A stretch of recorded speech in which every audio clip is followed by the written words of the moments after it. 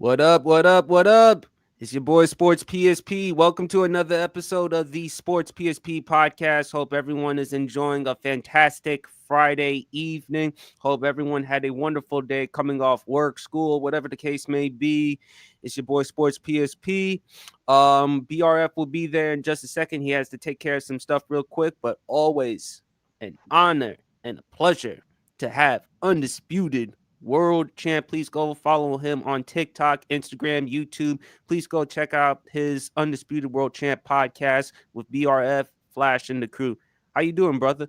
I'm doing good, man. A lot of things happening in this world, and thank you for having us, and thank you for being the highlight of Friday nights. Being on here helps us definitely take our minds off of some of the things that has been going on.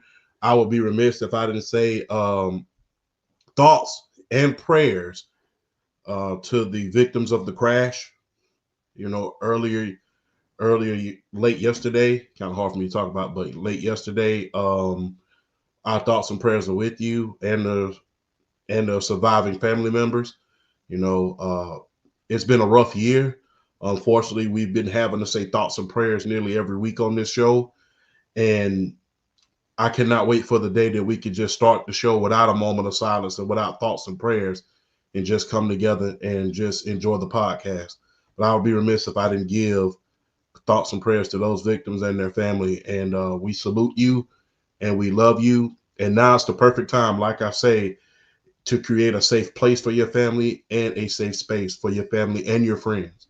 So let's stick together on that end and let's be together. So I salute those victims and I salute the families. Absolutely. And before we start off the show, let's have a quick moment of silence.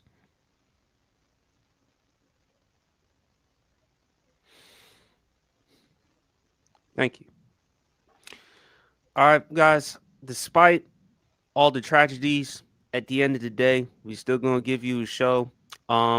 Everything that World Champ said. Hey, man, be around family, be around friends, tough times. And if you need to talk to people, whether therapist, counseling, or stuff like that, nothing wrong with that. Take the time to work out your mental and your physical. You're nothing without your mental and your physical at the end of the day. Mm-hmm. So you gotta ask yourself, how are you feeling? How are you doing before and after you get up out of your bed? Always ask yourself, how are you feeling? But champ, we're gonna get BRF back on the show in just a sec. He's still got to take care of some, daddy responsibilities. No problem with that. Of course, man. Let's talk about the NFC Championship game. I know we talked about it on Tuesday night. And by the way, go check us out more and more on the Sports PSP pod.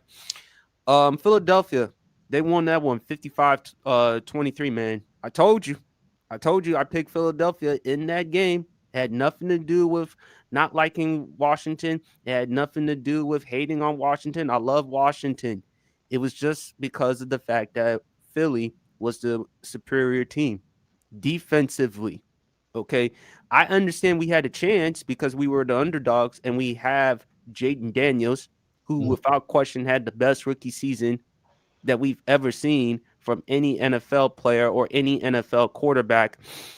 But the problem is situational football, turnovers, 3 turnovers that led to touchdowns. You can't win that way. You can't win that way with penalties. You can't win. You can't win on the very first play on the Eagles' first drive. Saquon Barkley taking it to the house.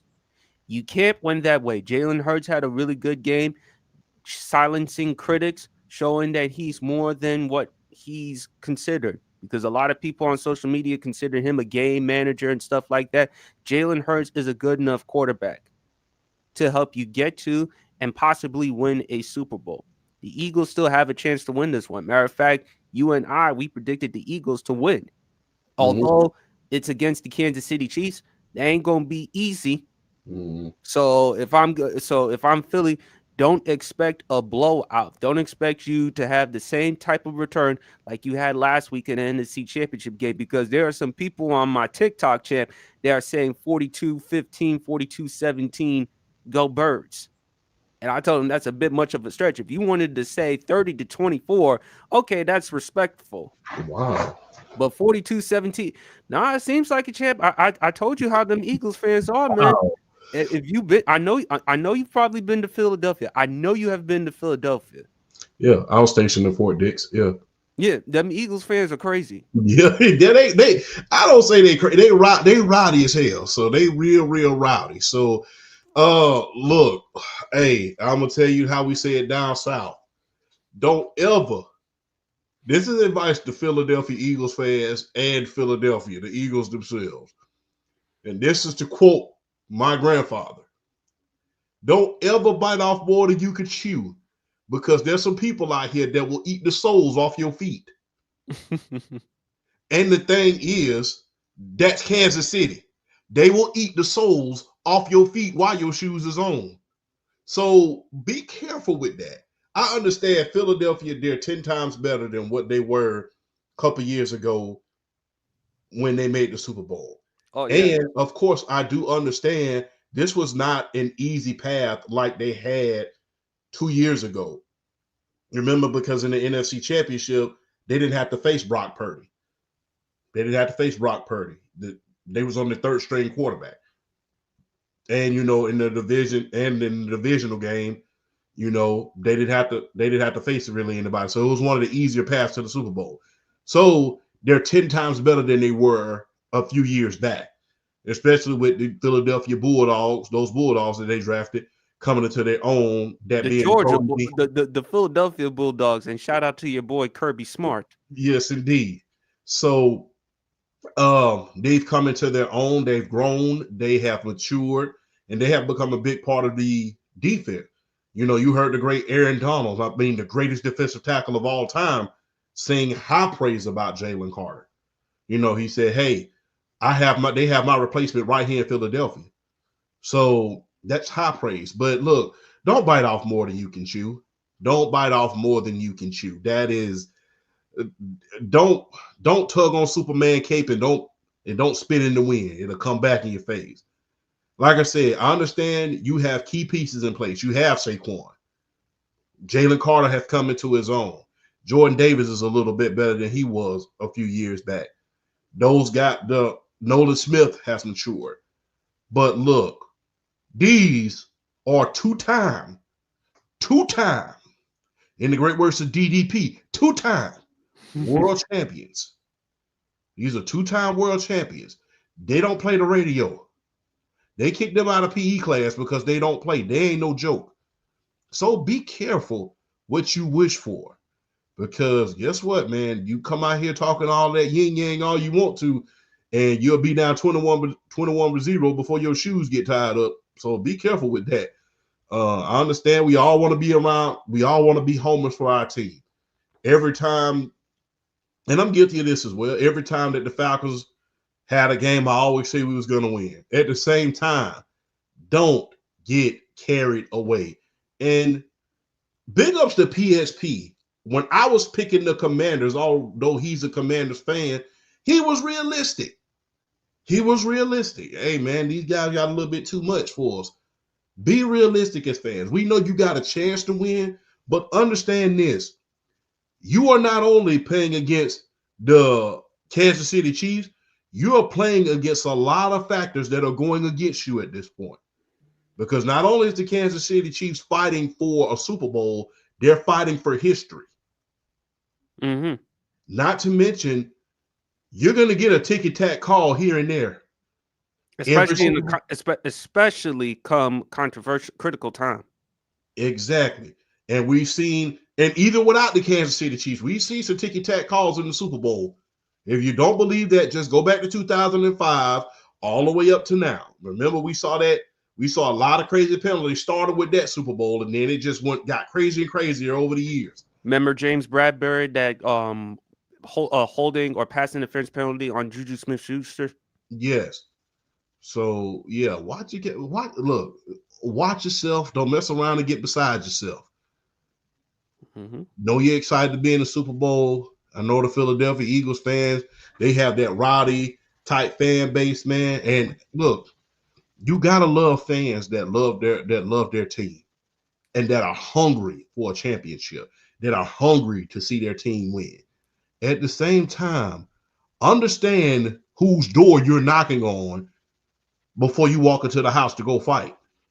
Right. You're knocking on the Kansas City Chiefs door. And behind that door, you have one of the greatest quarterbacks of all time, at least the second best quarterback of all time. And then you have if he's not the greatest coach of all time, he's right up there. Realize whose door you're knocking on. Not to mention, this is another revenge. This is another revenge Super Bowl for Andy Reid. So guess what? The team who ran him out of town. And So, plus, not to mention, champ, Kansas City's looking to get revenge against Philadelphia because last year Philly went to Kansas City and beat them Monday Night Football. So Kansas City hasn't forgotten that. And also, I read the stat. Do you know that Patrick Mahomes against Vic Fangio, and shout out to Rob Gronkowski because I think he mentioned it on the Today Show. Vic Fangio going up against the Chiefs offense with Patrick Mahomes 0-8. mm. So that's not to say that the Eagles aren't going to win the Super Bowl or lose. What I'm saying is keep a reminder of that stat. Because again, people love stats. People love bringing that type of stuff up. I do think the Eagles will win this one because I think Jalen Hurts, this will be an opportunity for him to silence critics. Because, champ, other than that fumble in that Super Bowl, he played great. You couldn't ask any more from Jalen Hurts the first Super Bowl in which they lost, I think, 38-35. He made one mistake. That was the fumble that was returned for a TD. But other than that, you couldn't ask anything more from Jalen Hurts. I think for the Eagles, continue to run the ball with Saquon, but there's going to be opportunities for Jalen Hurts. You're going to have to deliver the goods. And I think with that offensive line, with the Eagles' offensive line, going up against the Chiefs' D-line, again, I want to see the matchup between A.J. Brown and Trent McDuffie. It depends on whether, and I think shout out to Kieran, because he mentioned either if Trent McDuffie is going to be on Devontae or A.J. I think he's going to be on A.J. No question about that.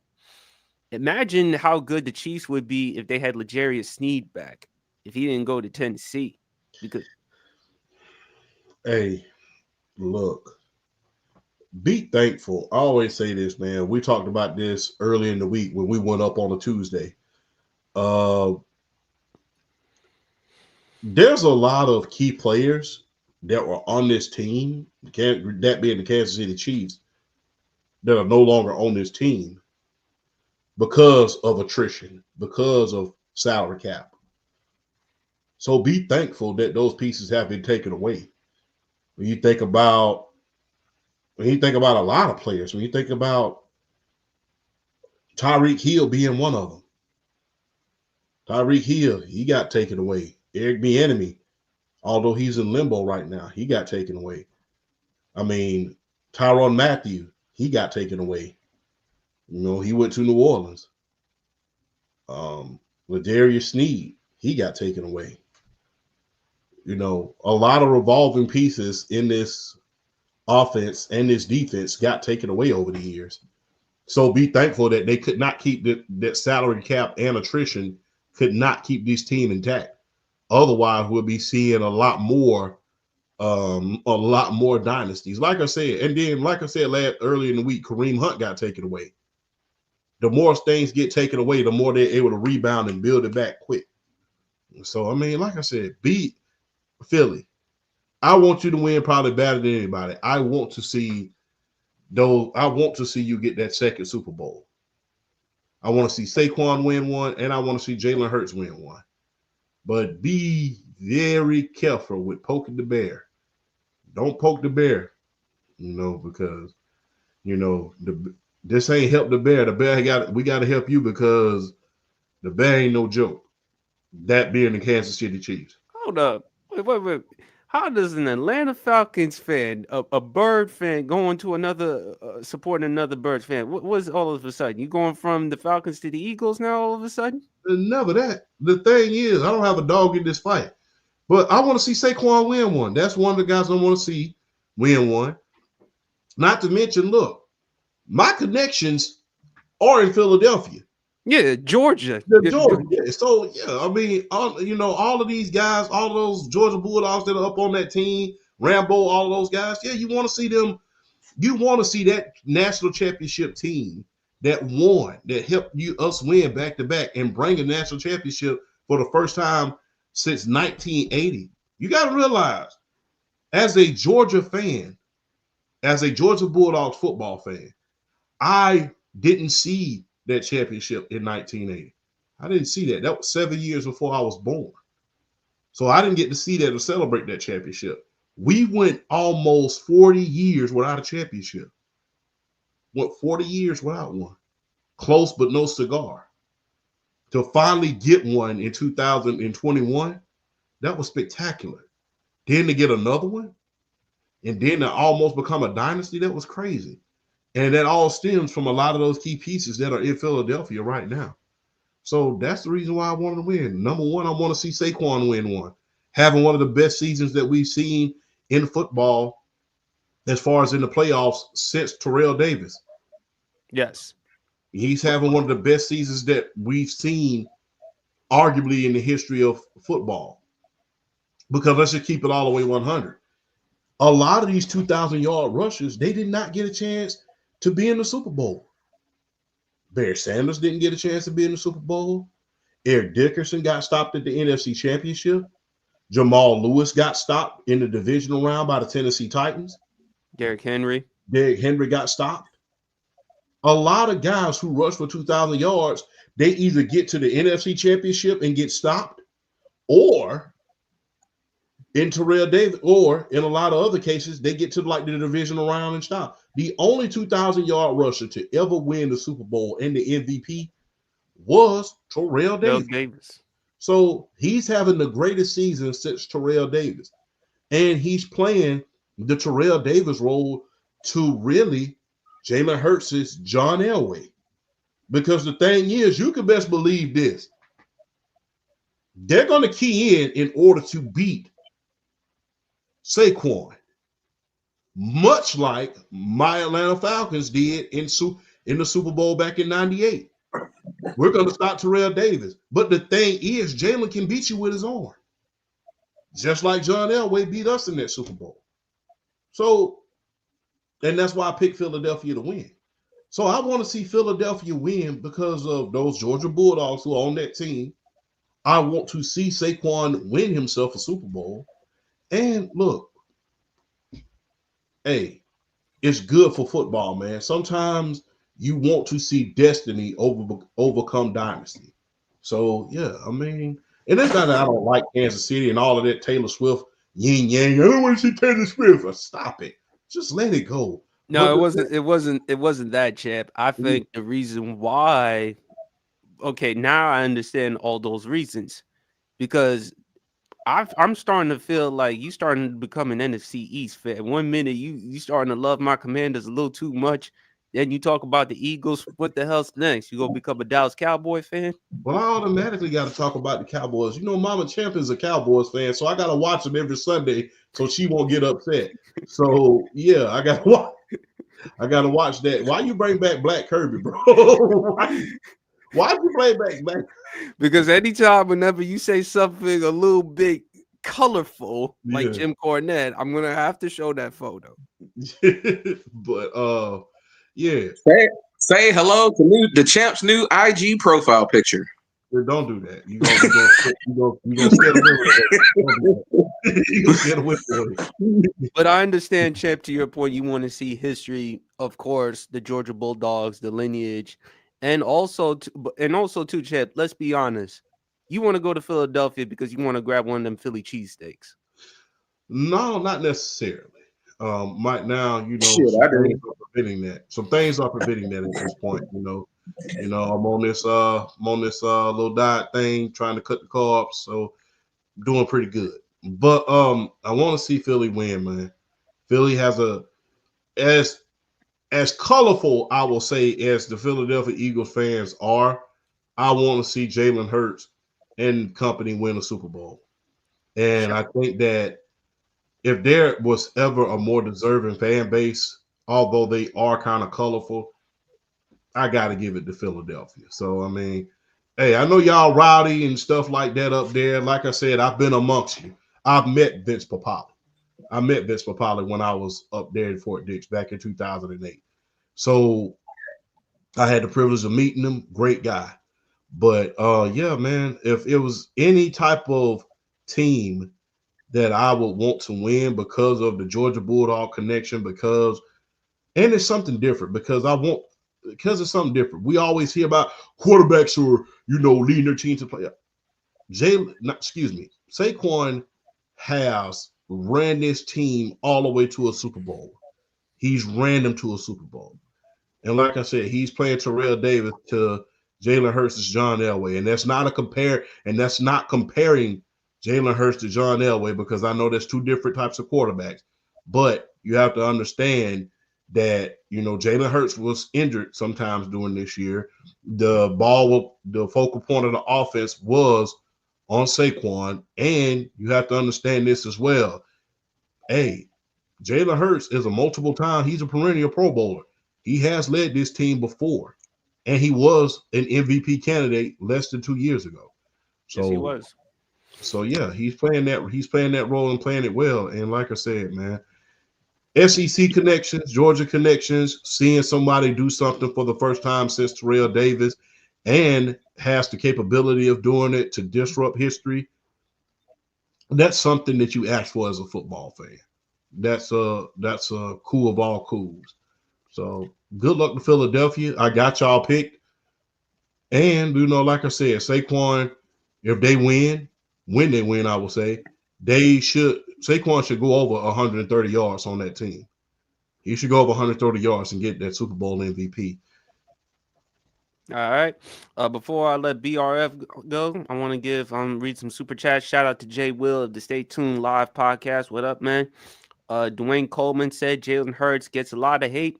Yes, he does. He actually does get a lot of hate because a lot of times people don't give him enough credit. People just look at him. Chip, they kind of look at him more like Brock Purdy.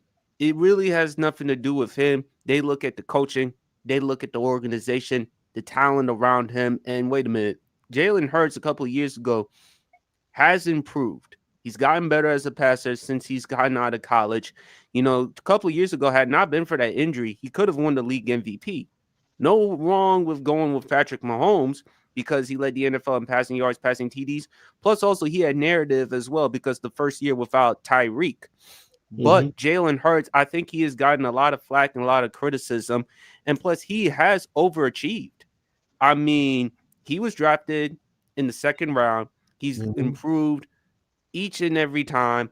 He's doing a better job taking care of the football. That was the issue with the Eagles last year.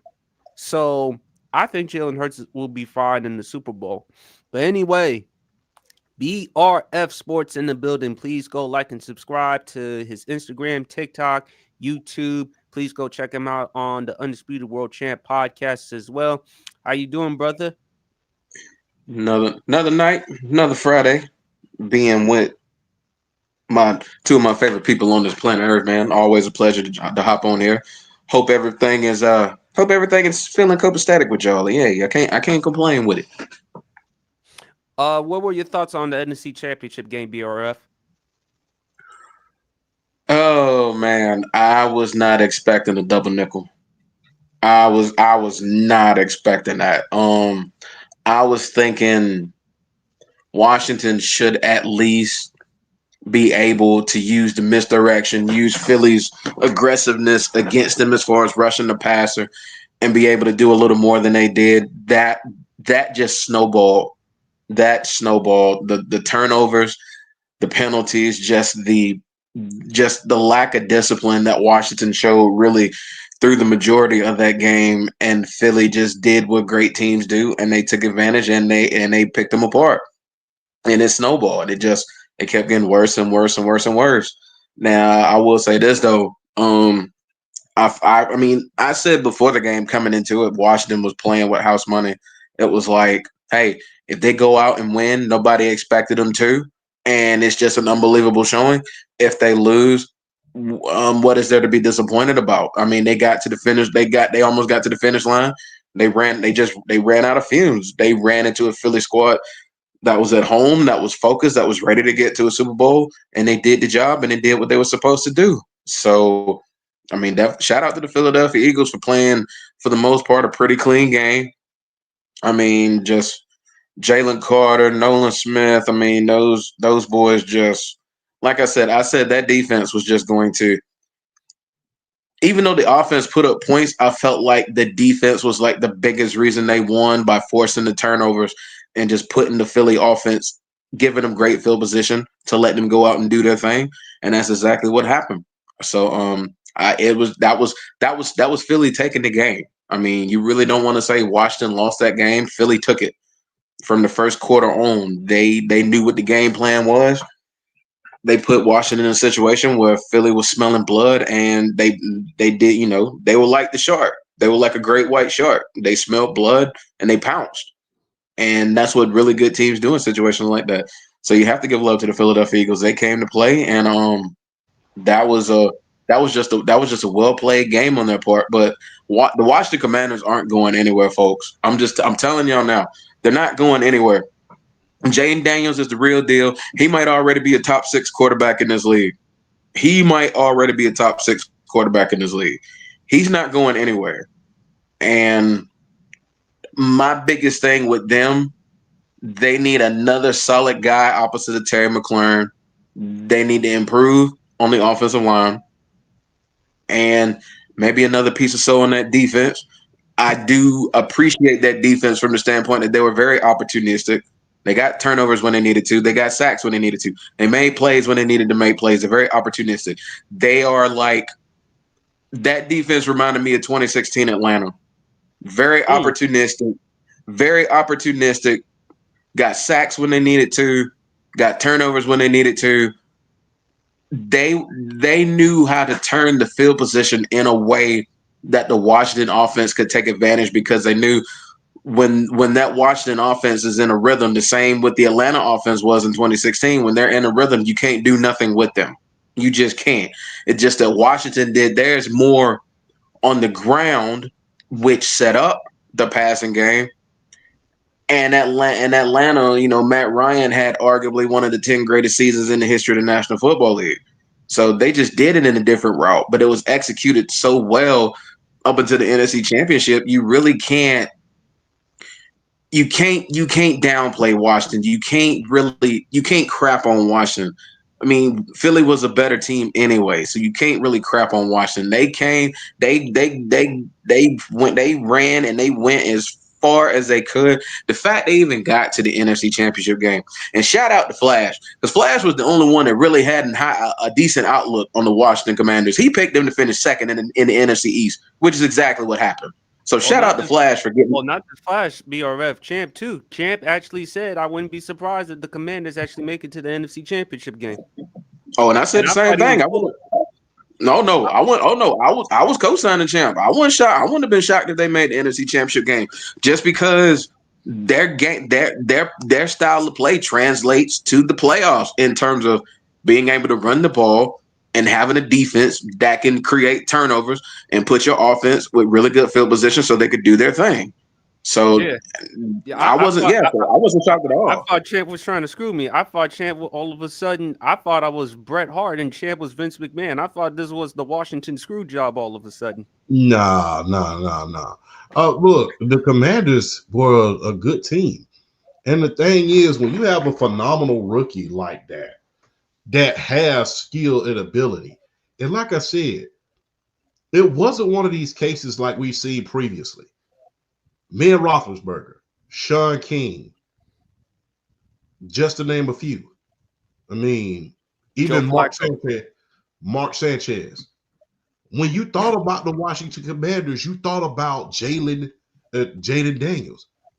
When you think about those other guys who made it to the NFC Championship, even with Joe Flacco when he made it to the championship game, you thought about the defenses, that running game, and some of the weapons that they had at the receiving position. Right. When you looked at Washington, you saw Jaden Daniels. That's who you thought about. That's who you said, this is the undisputed leader.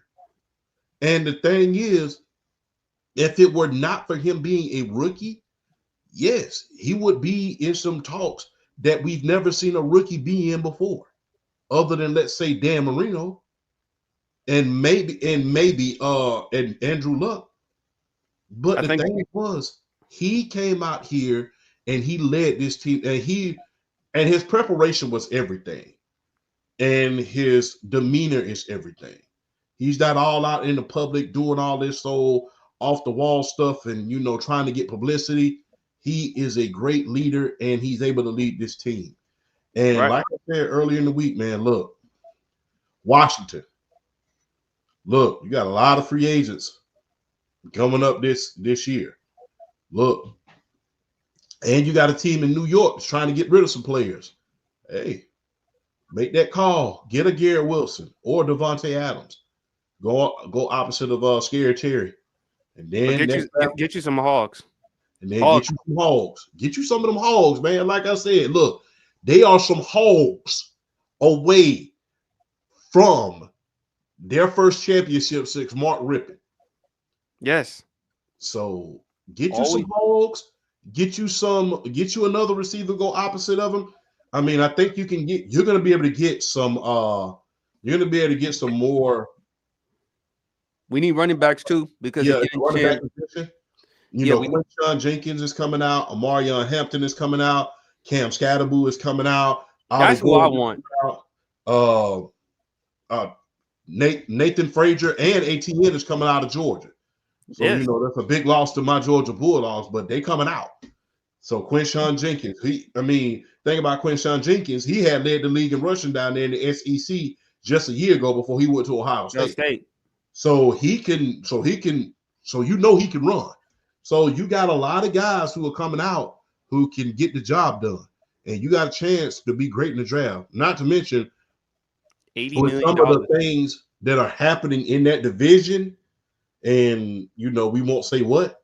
With some of the things that are happening in that division outside of the Philadelphia Eagles, I will say, I'll let y'all read between the lines from there. You got a legitimate chance of doing this again this year. We do, which is why I got upset. Like, let me be real as a Commanders fan. It's not that we didn't lose. How we looked while we lost. That's the problem. To lose, if we would have lost by 7-10, although I would have been disappointed, I would have said, look, I'm not a big fan of moral victories. Hey, moral victory. But to lose by 32, because I got to hear for the rest of the offseason, Eagles fans say, see, Washington is a fluke. They didn't really face against good competition, not even Tampa Bay, not even Detroit. They'll look at it and say, well, the Jared Goff doesn't show up come postseason time. They lost 5 of their starts. Yeah, that's exactly what a lot of Eagles fans kept saying. And I'm like, wait a minute. Who thought that Washington would get this far with a rookie quarterback? Mind you, Washington is 30th in the NFL as far as rush defense. This is the first year with the head coach, Dan Quinn, with the new organization, everything else. Remember, I told you I didn't want Cliff Kingsbury to the point I said I wanted him gone at one point. Now I'm happy that he's still going to be staying for the Commanders. Plus, to your point, champ, we saved up over $80 million in cap space. So not only with the draft, we're going to get some veteran players. I hope we still keep Bobby Wagner because he's the heart and soul of our team as far as leadership wise. I still want to keep Durant Armstrong. I want us to draft a cornerback because we missed out on the opportunity. As I said, I'll say it and I'll say it again. We missed out on Christian Gonzalez out of Oregon. Instead, we drafted Emmanuel Forbes out of Mississippi State. Big mistake. And this is what I'm gonna have to be dealing with all offseason for the Commanders until and all from Eagles fans. This is what I'm gonna have to deal with Eagles fans throughout the offseason. But that's gonna be my reaction through all the offseason from Eagles fans. Now, as a Commanders fan, champ, I'm gonna be okay. I'm gonna be okay because everything that you mentioned. I just got to deal with crazy, annoying Eagles fans because they're going to bring up, how did you look while you played against us in the NFC Championship game? We finally had Jalen Hurts back as our quarterback. Yes, I understand those things, which is why I picked the Eagles to win. To your point, Chef, I was realistic. But hold on, I gotta chime in real quick. I got to. For one, they can't say the whole you didn't beat anybody as an excuse because y'all beat them when they were still trying to clinch the NFC East. They were still playing their starters, so I don't want to hear that.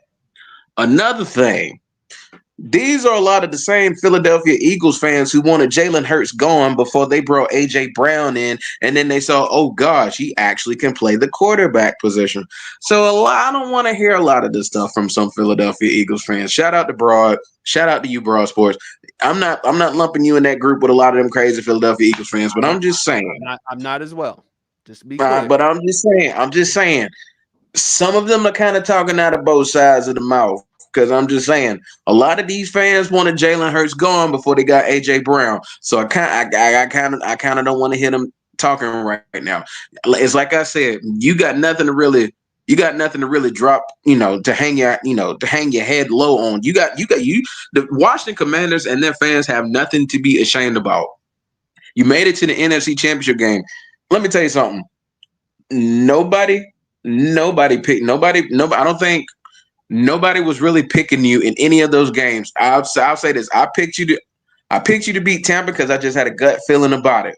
But I'll tell you what: nobody picked y'all to beat Detroit. Not a lot of people picked y'all to beat Detroit. Not a lot of people picked y'all to beat Philly. So I kind of don't want to hear this whole like you didn't beat nobody and you're a fluke and da da da da.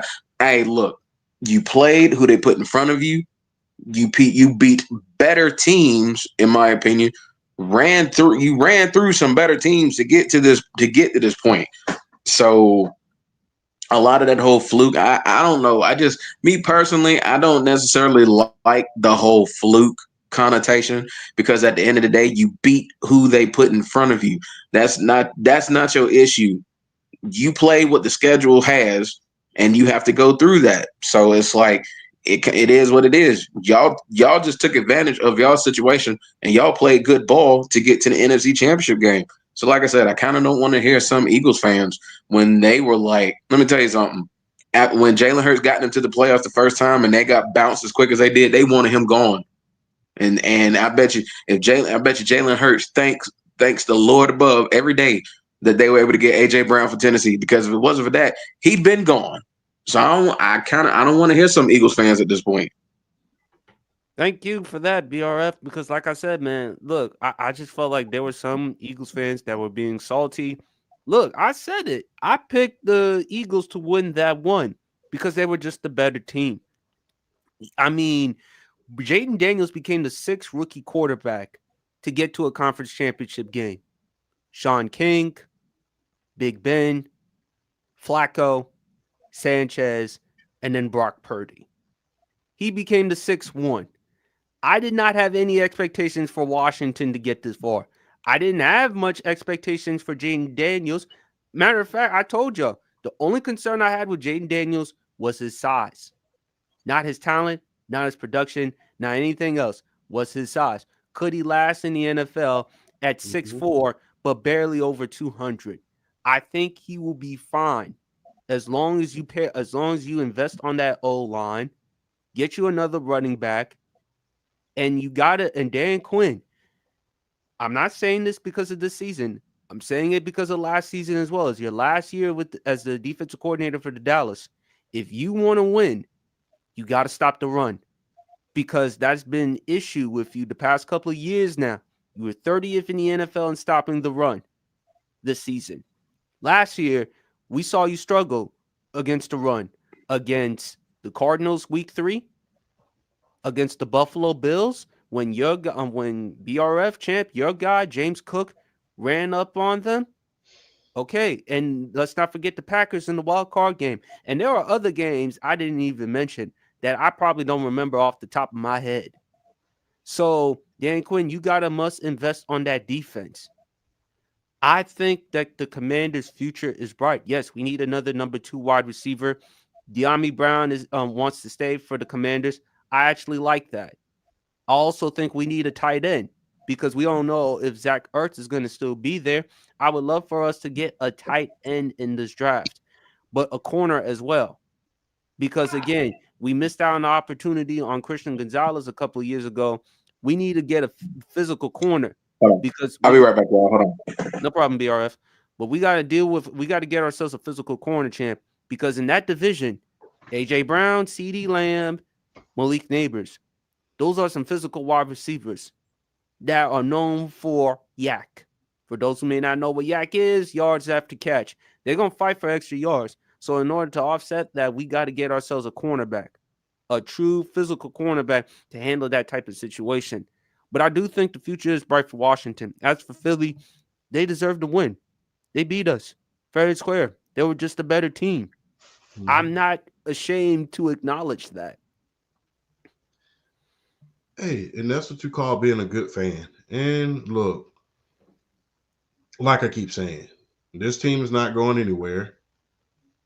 Let's stop the noise. They beat teams that they wasn't quote unquote supposed to beat. What people got to realize this: when they beat Detroit, David Montgomery was back for that game. Mm-hmm. So their Sonic and offense, Knuckles. Yeah, I remember. I saw that game, and they ran over Washington's rushing defense, Sonic and Knuckles. But Washington ended up winning that game because we capitalized on those 5 turnovers. Not to exactly. mention Dan Campbell. I'm sorry, Dan Campbell. And you're going to struggle moving forward because you already lost your 2 coordinators. Aaron Glenn, who's now with the New York Jets, and now Ben Johnson, who's gone to Chicago. 12 men on the field on that situation on a 4th down. Why couldn't you call a timeout in that scenario? Yep. And he lost Antoine Randall-Lale, the wide receivers coach, to Chicago. So that's going to be problematic because, again, how's this offense going to be productive? How's this defense going to be without you? So it's going to be an issue for Detroit. But that's a story for another day.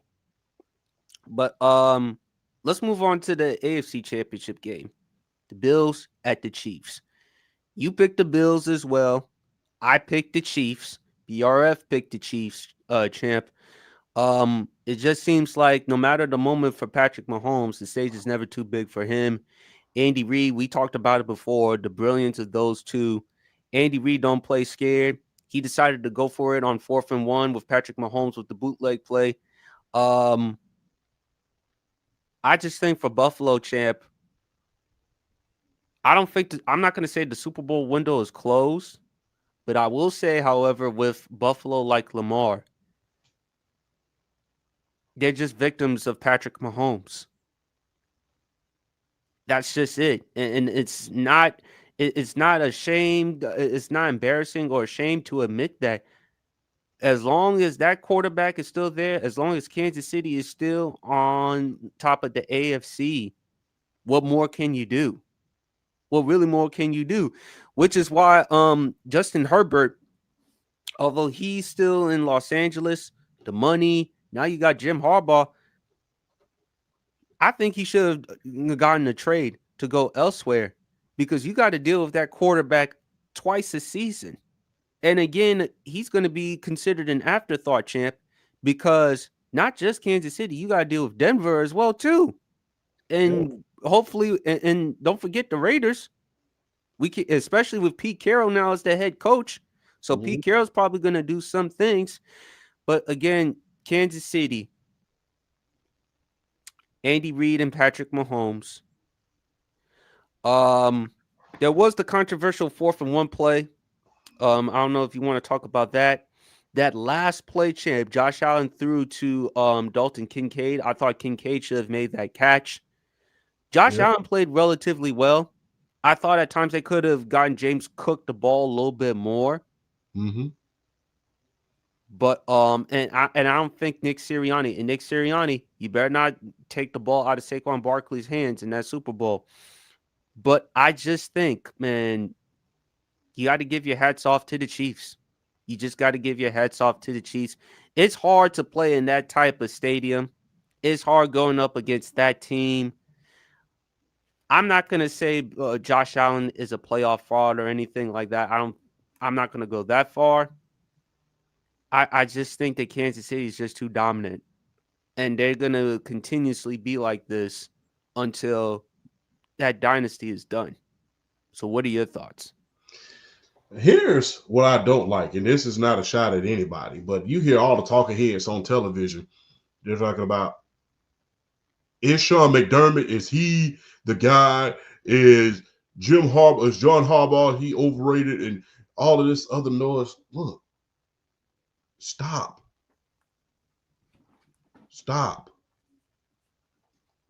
The thing is, we saw the same thing just happen for nearly 2 decades with Tom Brady. I want y'all talking heads on television to think about this. Tom Brady stopped the greatest show on turf from becoming a dynasty. He stopped the Carolina Panthers, who arguably had one of the greatest defensive lines we've ever seen in the Super Bowl. He stopped Andy Reid himself with Donovan McNabb and T.O. from winning a Super Bowl. He stopped the Legion of Boom from going back to back. He stopped it. And then on the way beat one of the greatest offenses in NFL history in Peyton Manning in the process. He kept Peyton Manning and Tony Dungy away from Super Bowls for years. He kept guys away from Super Bowl. We just saw this with Tom Brady and Bill Belichick. Kept some of the greatest coaches of all time from winning championships. You're just a victim of being at the wrong place at the wrong time. If you was to X Patrick Mahomes out of the NFL right now, Josh Allen would have a Super Bowl, Lamar Jackson would have a Super Bowl, and Joe Burrow, he lost in that Super Bowl, unfortunately. But I believe Lamar and Josh Allen would have a Super Bowl. But the thing is, as many players and as many coaches that Brady stopped from winning Super Bowls, as many players and many coaches that Joe Montana stopped from winning Super Bowls. You have to understand, when it comes to dynasties, you might have a good coach and a hell of a quarterback, but those dynasty quarterbacks are just better. If you ask me, this is just if you ask me, the Dallas Cowboys team, they faced one of the most talented teams in the Super Bowl twice when it came to the Buffalo Bills. They was evenly matched on paper. Dallas had a Hall of Famer at running back. Buffalo had a Hall of Famer. Dallas had a Hall of Famer at quarterback. Buffalo had a Hall of Famer. Buffalo had not one, but 2 Hall of Famers at the wide receiver position when you talk about Andre Reed and James Lofton. And not to mention Pro Bowlers galore on that defense. Shane Conlon, Darryl Talley, Cornelius Bennett, Nate Odoms, right here from the great city of Columbus. Nate Odoms was on that team, 2-time Pro Bowler. Bruce Smith, the all-time sack leader. But they were at the wrong place at the wrong time when it came to the Dallas Cowboys. They were at the wrong place at the wrong time. And that's what happens when dynasties are born. You stop some of the greatest teams that we've ever seen from winning Super Bowls. You stop them. You break the hearts of fan bases. Think about how many players that Joe Montana stopped from getting rings. Hell, he stopped 2 MVPs from getting rings. He stopped Kenny Anderson. Well, he stopped 3. He stopped Kenny Anderson from getting a ring, who had an MVP season when they went to his first Super Bowl. Stopped Dan Marino from getting a ring in 1984. Turned right back around in 88. And stopped the no-huddle offense in Boomer Esiason and the Cincinnati Bengals from getting a ring. And then a year later, he stopped another Hall of Famer from getting a ring. That's what happens when dynasties are born. You can't stop it. Very few teams break through at a time during a dynasty. Very few. When it's your time, it's just your time. Think about how many teams that Terry Bradshaw And Chuck Noll stopped from winning Super Bowls. They stopped the Purple People Eaters. They stopped the Oakland Raiders from winning multiple times. They stopped Don Shula's dominance in the 80s, the 70s. They stopped the Indianapolis Colts during their time when they had Burt Jones. That's what happens during dynasties. It's not that these coaches are bad coaches or these players are chokers. Guess what? You can't stop the dynasty. Earl Campbell won the MVP his second year in the NFL. His second year in the NFL. Guess who stopped him from winning that? The Steel Curtain. That's what happens when dynasties are born. You stop even the greatest coaches from winning Super Bowl. Like I said, and this is not, and before Andy Reid was able to bloom a dynasty out there in Kansas City, he was losing to the New England Patriots. When it's your time to be a dynasty, it's just your time. Very few teams break through. You saw what happened with Tom Brady. It took Peyton years to break through that dynasty. Took him years. So the thing is, people are calling Lamar and Josh Allen, they're playoff chokers. They should get this. Look, it ain't their time. It took Peyton from the time 1998 hit, took him almost 8 years, 8 long years in order to finally beat Tom Brady and then get to a Super Bowl. Took him 8 long years.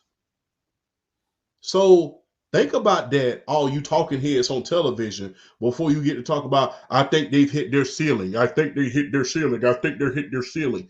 No. Some of the greatest coaches of all time have lost against dynasty coaches. They have lost. Like I said, John Madden, one of the greatest coaches of all time, kept losing to Chuck Noll, kept losing to Don Shula. Lost to a lot of great coaches. That's what happens when dynasties are born. Bud Grant, who, God rest his soul, who was in the 70s, he lost to the Oakland Raiders. He lost to the Kansas City Chiefs. He lost to the Pittsburgh Steelers, some of the greatest teams of all time. Hey, it's your job to break through, but sometimes you just can't. And that's the drawback when you have dynasties in the mode. You can't stop those dynasties from happening. And unfortunately, they just had the misfortune of running into those dynasties. Some of the greatest players that we'll ever know had the misfortune of being around dynasties. And unfortunately for a lot of other teams, hey, they didn't get a chance to break through in order to face those dynasties because they got stopped by another one. Remember, Dan Marino couldn't win in the 90s because of the Buffalo Bills. He never beat the Buffalo Bills in nearly any game he played against them outside of in the Orange Bowl. He had a chance to face him in the AFC Championship. Warren Moon got kept from Super Bowls by the Buffalo Bills. Therefore, it's not a shame, which is why I think we got to be careful when we say chokers and stuff. Are we going to, I think we should say is, man, you know what? That team is too damn good. That player is too damn good. No matter how hard we try, at the end of the day, we still can't get the job done. It's still on us at the end of the day, but still, you just got to tip your hat off to that guy. Because, in the words of Ric Flair, to be the man, you got to beat the man. And the man just beat us. Not too many teams have broken through dynasties and became great themselves. Remember, in the 80s, although Joe Montana won a lot, it took a great coach like Joe Gibbs in order to break through that dynasties. And to be honest with you, they only play, I think the San Francisco 49ers and the Dallas and the Washington Commanders only played each other one time during the 80s in the NFC Championship game, and that was in 1984.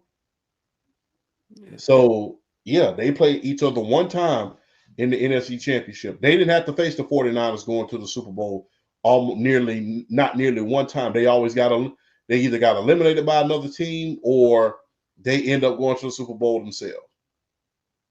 So that whole time that the Commanders was winning during the 80s, when they won in like I think 82 during the strike shortened year, and they went back to the Super Bowl in 84, they didn't have to face the 49ers on a frequent basis.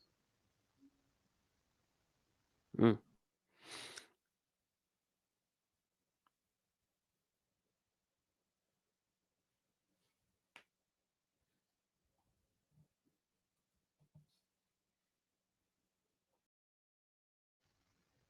So when you put that into perspective, you have to think about who was beaten, how they were beaten, and you have to think about the coaches that was on the sideline.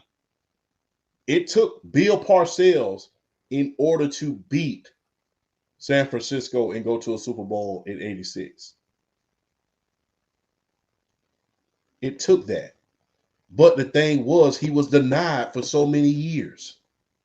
Even with Lawrence Taylor and some of the greatest players that he has on, he was denied for years before 86. So, And Champ, remember the year before he won the Super Bowl in a divisional round. Remember, the kicker had a whiffed kick. yep. And they ran it back. So it takes time in order for teams to break through dynasties. It don't just happen overnight. I understand that Lamar has been there for years. Sean McDermott has been there for years, things of that nature. But sometimes you have to be patient with these coaches. And you got to think about this. Who the hell else you going to get if you fire them? People keep talking about, we're going to fire Kyle. They need to fire Kyle Shanahan. Who else you going to get? So, Champ, let me ask you this question. For Buffalo, what should they have to do in order for them to get over the hump and at least get to the Super Bowl? Number one, what they need to stop doing is here's what they need to stop doing. Feed that monster in the backfield. Feed him. That's what he's there for. Feed James Cook. Stop feeding him only in bad weather. I understand that we're getting to the point where we just want our quarterback to, be the knight in shining armor all the time. But look what Philadelphia did. Look what they did. Sometimes you have to take a step back and go back to the basics, and that's running that ball. Let James Cook cook. Let him cook. If you see him on the road, don't take the ball out of his hands. That's the thing I credit Nick Sirianni and that offensive staff for. They don't take the ball out of Saquon's hand. If he's running and he's on a good run, let him run. That's going to open up a lot of things for us. That opens up the misdirection. That opens up the RPO. That opens up the play action. That opens up a lot of things. Buffalo needs to let James Cook cook. Number two, they need to get another valid. I understand, Amari Cooper and some of those rookie receivers that they have, but they need to get a true number one and not a diva number one. They need to get a team-oriented number one receiver. They need to get one. In order for Josh Allen to have that chance. And number three, I understand Josh Allen is, it don't look pretty, but Josh Allen is a running quarterback. But if you have a running back there, look at what Todd Monken did with Derrick Henry and Lamar. Feed that big monster back there. That's what he's there for. That's what he's there for. Stop trying to make Josh Allen the hero all the time. And stop trying to make sure that if James Cook is on a roll, let him cook. Let him cook. And that's the mistake I think they keep making. I think that's a mistake that a lot of teams keep making against the Kansas City Chiefs. When you have that running back in that backfield and you got a great one in the back, run the ball. Run it. Kind of like how Kyle Shanahan did in the Super Bowl last year by not giving the ball to Christian McCaffrey. Yes, and I hope Philadelphia don't make that same mistake. Go run that ball. Keep Patrick Mahomes' buttocks on that bench. Keep him over on the side. He can't hurt you when he ain't in the game. Bill Parcells proved that with the K-Gun offense back in 1990. He can't hurt you when he ain't in the game. Keep him on the sideline. Play field position. Make sure you score. Make sure you put your defense in position in order to make plays. Keep him on the sideline. That's what keeps quarterbacks on the sideline. Milk that clock. Clock management. That's how you're supposed to beat them. You're not going to beat Patrick Mahomes in a shootout. Only 2 players ever did that. The GOAT and Burrow. Other than that, have you not learned your lesson yet? You're not going to beat these guys in a shootout. Keep Patrick Mahomes right over there on the sideline. All right, champ. We don't know whether BRF is going to come back on the show, but we'll see what we can do. But yeah, man, like I said, really disappointing, really devastating for Buffalo. Hopefully they bounce back for next season. Shout out to Bills Mafia. They've been a great fan base, especially for Mark Andrews. You know, because of anyone who knows, Mark Andrews didn't have a particular good game last week against the Bills in the divisional round. He had a fumble, dropped a couple of passes, particularly the 2-point conversion. And Mark Andrews was receiving some death threats online.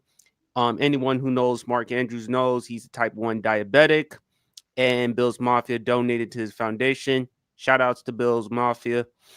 It's going to be tough, champ, for Buffalo. It's going to be tough because you feel like so close, and you don't know how, you don't know when you're going to come back. I mean, they're still a really good team, but I just think it's just more Kansas City's just too good.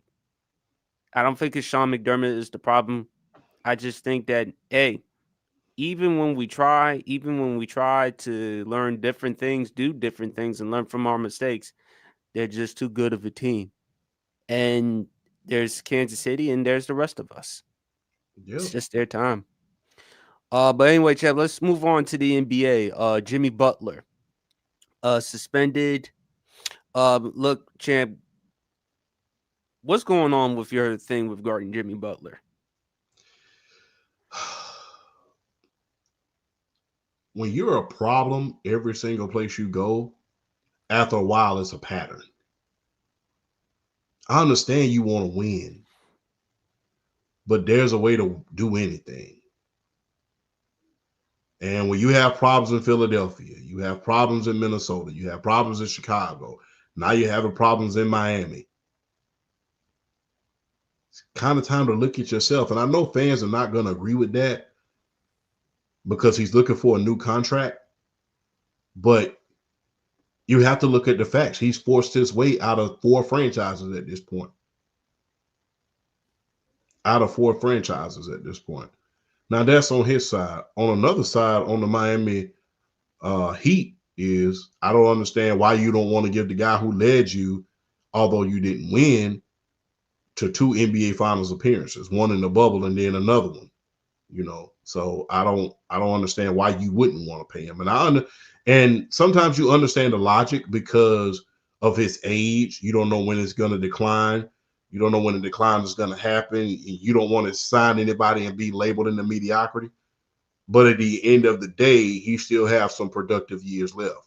It's up to you to decide that. But as far as Jimmy is concerned, I've always been a fan because of his tenacity, because of how he's old school basketball to a T. But when you constantly are forcing yourself out of franchises, out of Philly, out of Minnesota, out of Chicago, because remember, once Derrick Rose got traded, everybody thought that, okay, this is Jimmy's team now. You know, in the great words of a famous movie, I'm the captain now. So everybody thought that, okay, he's going to lead this team to the next millennium. Like, no. And then he went to Philadelphia. No. Minnesota. No. I probably did that out of order, but still. Then now Miami. After a while, it's like, are you the problem or is it somebody else? And like I said, I understand the logic completely. You're trying to get a new contract. You've led this team. You've made something out of nothing many a times on this team. But the thing is, there's a way to conduct yourself as a professional in this league. And to be honest with you, man, some of the things that I see, from guys like him, Embiid not wanting to play back-to-backs, certain stuff you see in the NBA, it's no wonder why a lot of the older generation, I would say, they call the NBA soft the way they do. Because the way some of these guys conduct themselves, doing certain things, it's very, very flabbergasting if you ask me. But yeah, I mean, it's time to do it. It's time to run a check. I can understand you wanted an extension, but there's a way to do anything. But that's all I got for that situation. BRF, we're moving on to the NBA. Don't worry, we'll get your take on the Bills Chiefs game. But Okay. what are your thoughts about the whole thing regarding Jimmy Butler? Whew, to be honest with you, like I really don't really know what's really going on with that. I've been trying to keep up with it. It's like, I don't know. Trade him at this point. You don't want to know. He don't want to be there. Just do each other. Just trade him. Because all I hear about is he got suspended for these games, or he got suspended for these games. Like last time, it was he missed the team flight or whatever, and he got suspended for like 3 games or 4 games or whatnot. I'm just like, I don't know, man. It's like if y'all don't want him there, and if he doesn't want to be there, y'all need to come to some type of agreement. I mean, because I'm looking at it like, Well, he did requested a trade earlier this month, and true. he owes. And I'm reading an article here from Sports Illustrated's Jake Elman. It says here, let me see if I have it. Oh, yeah. One would think that more teams might show interest in acquiring the disgruntled Heat superstar. Butler requested a trade earlier this month and only has 1 more year under contract, albeit he owns a $52 million player option he can decline this summer. Am I really at this stage? I think it's got to be like, I don't know. Where would Jimmy Butler make sense? Everybody honestly saying the Phoenix Suns, but honestly, I don't trust that. I don't trust. He would be a better fit for the Phoenix Suns than Bradley Beal. I'll say that much, because Phoenix Suns, they need defense. And when Jimmy Butler's on his A game, that's one thing he will do, is give you a really, really good perimeter defender. But at the same time, he's a two-way guy. He can give you the scoring on the opposite end of the floor as well. But who's really, I don't know, man. A lot of times with the disgruntled players like that, it's a risk, because you don't know his mindset. You don't know what he's going to be like coming into your situation. You don't know. That's why it's like, I kind of look at it. I know Pat Riley was like, "Oh no, I'm not trading him." But it's like, at this point, only thing it's going to do is get more and more and more toxic. I mean, you can't keep suspending him. He's not playing, and then say if you did want to trade him, you're not gonna get, if you're shopping him the teams, what good is he on the bench if he's not playing and showcasing himself? I mean, we kind of know what to expect as far as a Jimmy Butler is going, but I mean he's getting older, so it's like, what do you do in a situation? What do you do in a situation like that? Like, if, like, who, like, are you gonna be willing to give up draft assets for him, another player for him? Are you really ready to do that for a Jimmy Butler? And like you said, he's got the $52 million player option that he can decline. Like, whew, I don't know, man. That's a crazy situation, and that is one I am very glad that I am not in the camp of the Miami Heat front office having to make this decision, because you kind of stuck between the rock and the hard place. You don't know what you want to do in a situation like this, because Pat Riley said he doesn't want to. Honestly, I don't think Pat Riley wants to trade him, but if He he keeps doesn't. forcing your hand, yeah, Pat Riley, he don't want to trade him, but if he keeps forcing your hand, what are you to do? And it's only going to get worse. So what do you do in this situation? I feel like y'all need at some point you're going to have, come together, sit down, and just like let him lay out teams, and then just kind of go from there. You're gonna have to do something because it's only gonna get worse.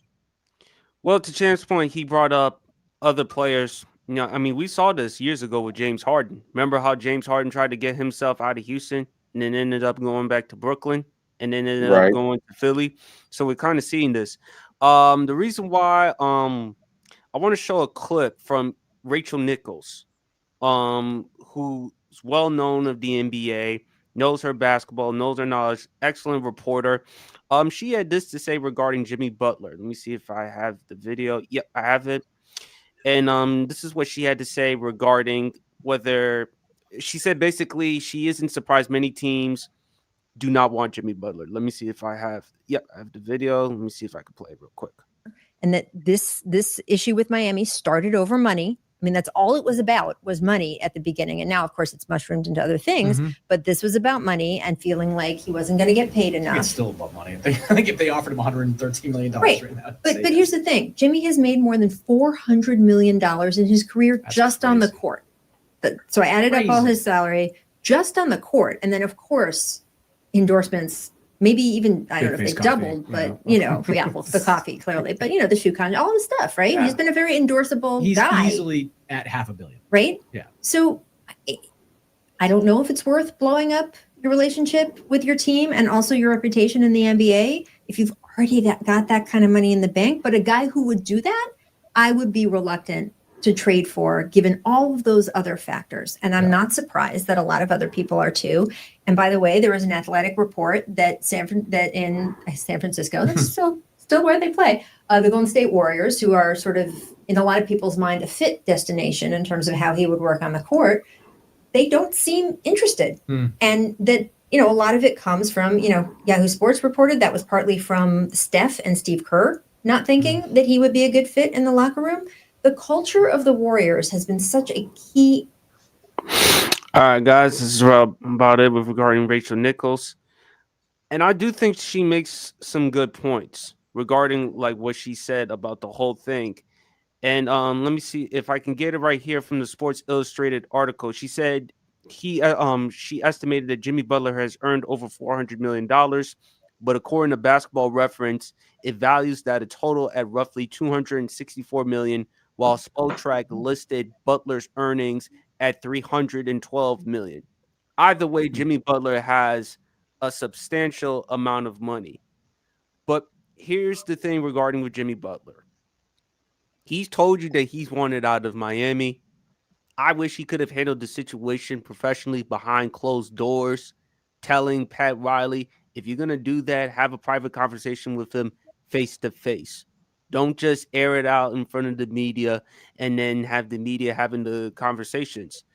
Another person that had a lot to say regarding the Jimmy Butler situation was one Carmelo Anthony. And he basically said, this is a quote. I think he said this on his podcast. He said, they going to Marbury you, meaning the Heat. They're going to Marbury you. They're going to tell you, don't even come around no more until we can figure out what's next. And when they do that, there's no other team you're going to. Anthony is referring to former All-Star guard Stephon Marbury's beef with the New York Knicks in the late 2000s. Marbury feuded with the three separate head coaches over minutes, poor performances, and an ankle surgery the team felt he didn't need. The Knicks eventually banned Marbury from all games and practices in December of 2008. New York bought him out 2 months later after the trade deadline, and Marbury subsequently signed with the Boston Celtics. So, and also I'm reading the report right here, is that the Kings, the Sacramento Kings, are out on Jimmy Butler. So because of how the way that he's behaving, I don't know how any team at this particular point wants him given his attitude. But I felt like Jimmy, if he wanted to handle himself professionally, he should have just talked to Pat Riley behind closed doors. Do that. You don't have to handle it the same way that James Harden or other players are doing it. I feel like if you want to handle it professionally, handle it behind closed doors. That's what you have to do in that situation. It wouldn't surprise me at all, guys. Jimmy Butler doesn't play a game this season. It wouldn't surprise me because I just don't think he's happy there in Miami. I don't think he's happy with the organization. He's happy with the money. He's happy with South Beach. But in terms of basketball wise, no, he's not. And as a result, he'd rather go elsewhere. But the question is, which team? Because it's Phoenix. I just mentioned that the Kings are out on him. And it says it right here, according to a report from Emick, they do not see Jimmy Butler as the answer. And plus, we've heard about the trades regarding De'Aaron Fox. I'm sorry. I just think it wouldn't surprise me at all. Jimmy Butler doesn't play a single basketball game this season. I will say this, and I know they're not going to do it. I know they're not going to do it. But start looking out for these almighty rumors from the Los Angeles Lakers. Start looking out for them. Because you can rest assured, as sure as I'm sitting here on the day of January the 31st of 2025, you're going to start hearing about, well, the Los Angeles Lakers are looking to make a move to Jimmy Butler. You're going to start hearing it, and the move ain't going to never happen. Mark my word. And if it does, I will take 2 shots live on your show if it happens. But I guarantee you will start hearing these rumors about the Los Angeles Lakers, and it's going to happen like right before the All-Star break. Right before it. It's going to happen. It's going to start happening. It's going to start cooking around next week. I give it to next Wednesday. I will clip this. I will clip this. Yeah. You're going to start hearing those Los Angeles Lakers rumors for Jimmy Butler. You're going to start hearing them around next. Let me look at my calendar real quick. You're going to start hearing about them around next Wednesday. And it's going to trickle down all through the All-Star break. Well, rumor has it that the Los Angeles Lakers are looking to add someone to that team. LeBron, you're going to start hearing it. And guess what? All-Star break going to go and pass, and the trade deadline going to go and pass, and they're not going to do anything. But start looking forward to those Laker rumors in order to stay relevant. All of these innuendos and rumors. Round next Wednesday, you're going to start hearing. I guarantee you. I don't know if I thought you were going to pull one, champ, because I thought you wanted to get Jimmy Butler to come to LA. But once you eloquently stated that, I can understand why. It wouldn't surprise me, champ, because you talked about it before last week. Cowboys fans are kind of like Lakers fans. Yeah. Are the Cowboys organization kind of like the Lakers organization? Yes. They hot. Look, Coach Hurley, one of the greatest coaches in college, he turned down $70 million in order to come to Los Angeles. We haven't had, like I said on an earlier podcast that we did earlier in the late last year, we haven't had a stable coach that stayed over 5 years since Phil Jackson. So, yeah, you're going to start hearing a lot of these. They're doing the same thing, essentially, what Dallas is doing, getting who they can because they can't get who they want. So look forward to those little rumors and innuendos, all the little BS talks, the talks that are happening between Miami and the Los Angeles Lakers. Start looking for it. Yeah, we'd love to have him. I think that he would be good there. He provides defense and offense and things of that. He's ball dominant, but I think he would be a good asset, to that team. But the thing is, we're not going to get him. It's going to be a lot of rumor and innuendo, much like with Dallas. They said they was going to hire Dion. Then they said they was going to hire Ben Johnson. Then this guy. And then, lo and behold, boof, nothing. But you kind of expect that, champ. You kind of expect that because, again, people want to create narratives, which is entertaining. And it gives us something for us to talk about, which is why I wouldn't be surprised if that actually is reported. mark my words, you're going to start hearing it. If not by next Wednesday, I give it to Monday. If it don't start happening by tomorrow. But you're going to start hearing all of these rumors and talks about the Los Angeles Lakers, and, you know, you ain't going to bust a grape in a fruit fight. Stop. You're not going to bust a grape in a wine for them. So stop with, don't start. Lakers, you are my team. I am a diehard Lakers fan. But do not start with these innuendos if you're not going to do anything.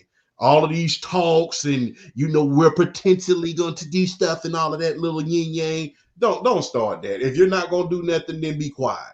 That's the best thing that you can do. Because don't be like Jerry Jones, Genie Bus, which you have done already. Build our hopes up in order to get this mega star or this big star, then boom. Remember a couple of years back, I think when Kobe was on his last leg, they built this whole thing up like we was going to get one of the big mega stars that was going to come out. And then come to find out we got Jeremy Lin and Carlos Boozer when they was on their last leg.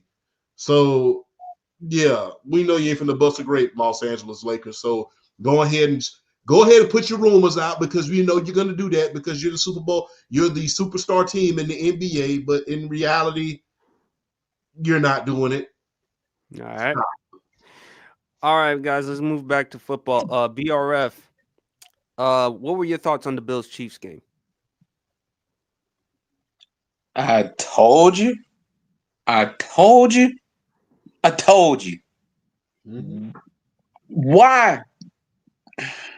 Stop betting on Patrick Mahomes in the playoffs. Stop betting against Patrick Mahomes in the playoffs. Just stop. Just stop. Until somebody showed me they can beat them in the playoffs. Just don't do it. Just don't do it. Oh, you're gonna have a problem with Champ and I because we picked the Eagles over the Chiefs in the Super Bowl. Y'all just gotta learn the hard way every time. Y'all got to learn the hard way every time. Let me tell you something. Honestly, the Philadelphia Eagles are probably the most talented team that Kansas City's playing this year. It don't matter. It don't matter. It doesn't matter. Because Philly had a talented team, a pretty talented team, playing the Kansas City Chiefs a couple years ago. Jalen Hurts, in my opinion, outplayed Patrick Mahomes in that Super Bowl. What happened? Didn't matter. Kansas City won. I mean, Kansas City is like this generation's New England Patriots.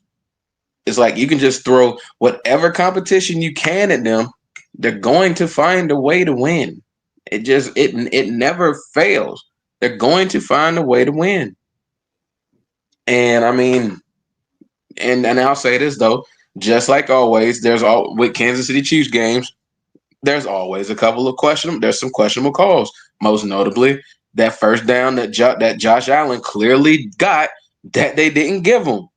So I mean, this is why I said last week, do not put the game in the hands of the officials when you are playing in Arrowhead Stadium, because 9 times out of 10 you're not going to get those calls.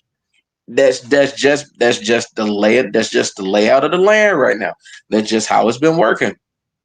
Kansas City right now is this generation's version of the New England Patriots.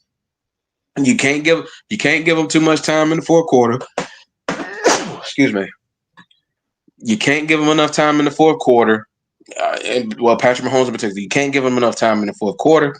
It's like you can't put them in a situation where you're trying to drive against them and we're having to trust you to make a late drive against that defense, and particularly that front seven, and particularly George Karlaftis.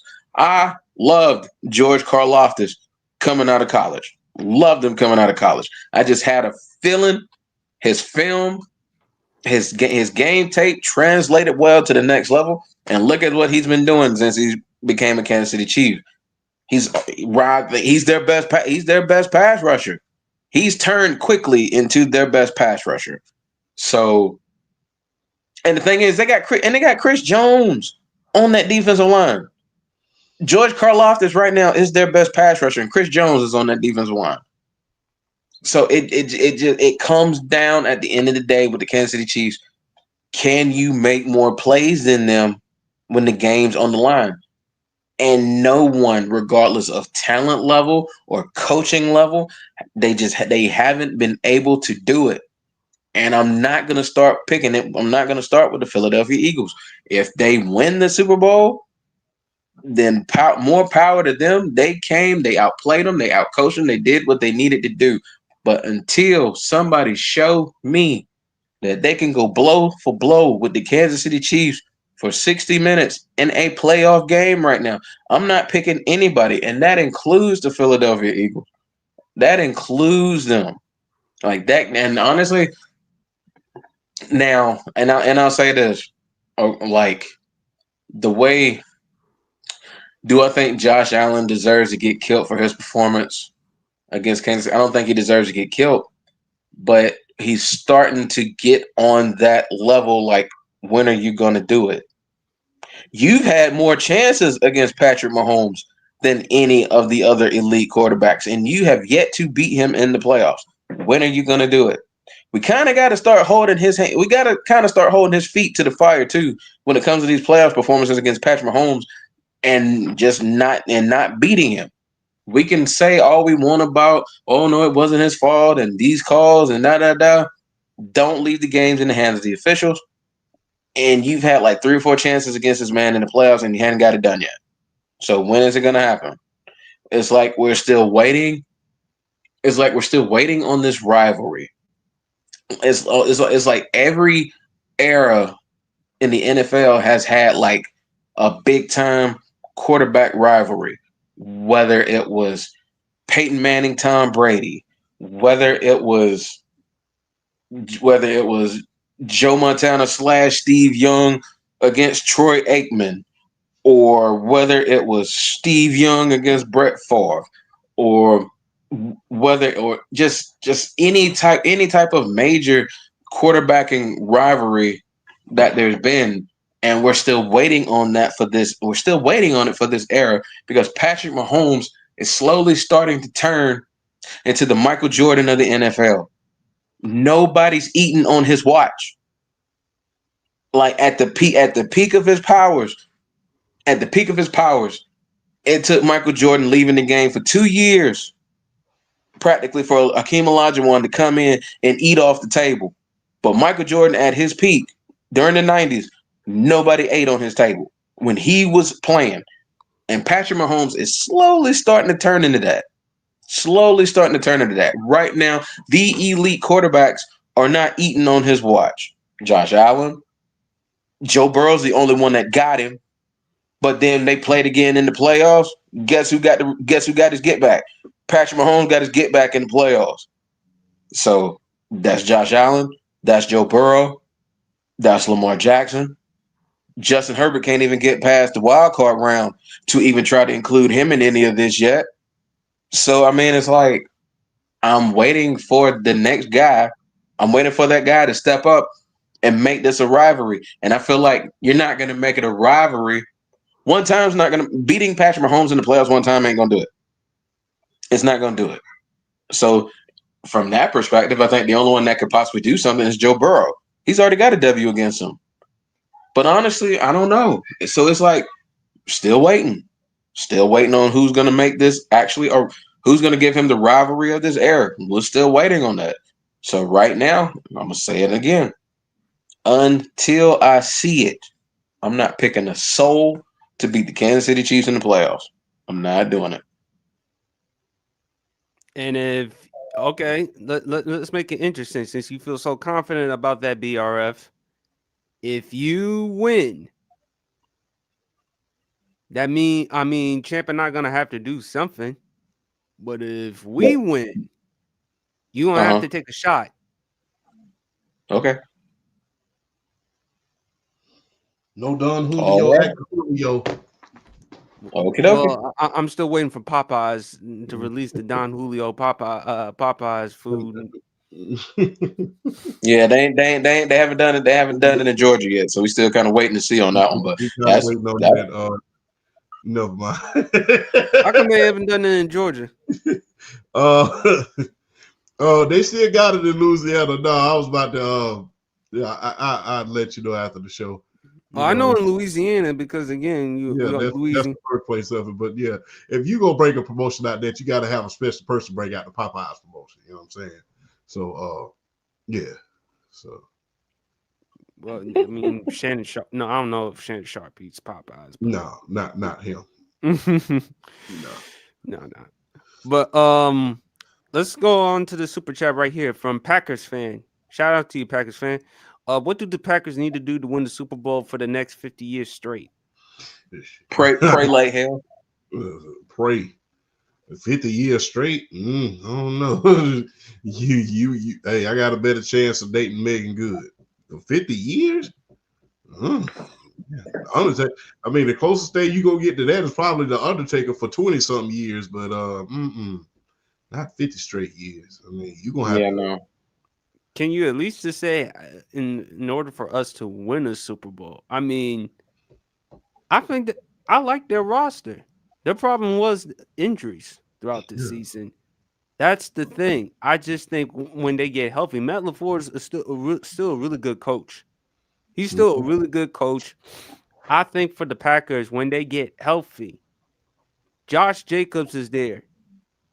Big reason why he came to Green Bay was because to pair him up with that O-line and with Jordan Love at QB, I think that's going to be big. I just think for Green Bay, it's going to be interesting. They have a chance to win the division because now with Detroit, they lost Ben Johnson, they lost Aaron Glenn.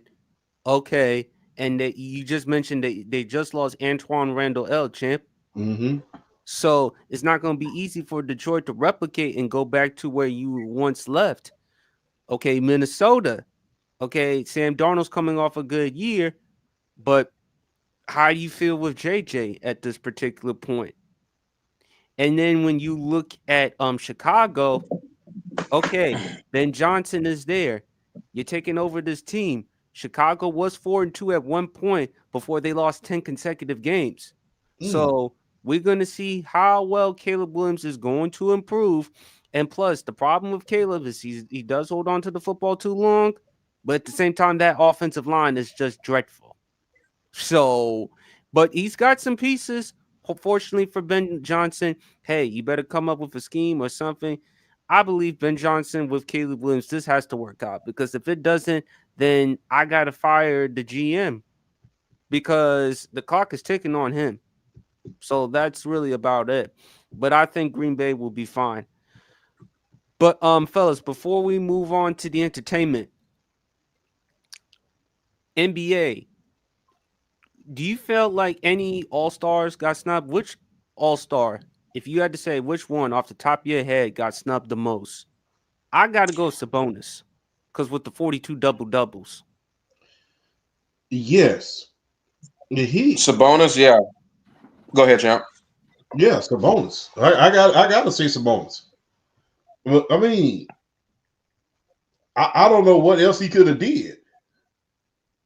I mean, I don't know what else he could have did. I mean, he has one of the highest rebounding averages this year, if I'm not mistaken. Let me look it up for you. So I don't know what else he could have did in order to make it. So that is why I say he leads the league in rebounding with 14.5. He averages around 20.9 points per game, 6.6 assists. He's 8th in the NBA in field goal percentage at 61%. Shooting 48.1% from 3. And now do y'all see why I keep saying, and the same thing with the NBA, why we need to take voting out of the hands of fans. We put the voting back into the hands of people, of their peers, because of stuff just like this. And he's I can't agree with that when it comes to the NBA because LaMelo led the Eastern fan voting and he didn't make it. So I can't agree with that one. That is fair to say, though, champ. That is. Yeah, LaMelo led the Eastern fan voting and he didn't get in. And can we stop Homer time? Can we stop disrespecting Trae Young players? By the way, leads the NBA in assists. This man is averaging 22 and 11, and I see people saying, "Oh, well, you got to win. You got to win." Tyler Hero and Cade Cunningham made the Eastern Conference All-Star team. Their teams both have only won one more game than the Atlanta Hawks. So miss me with that winning stuff.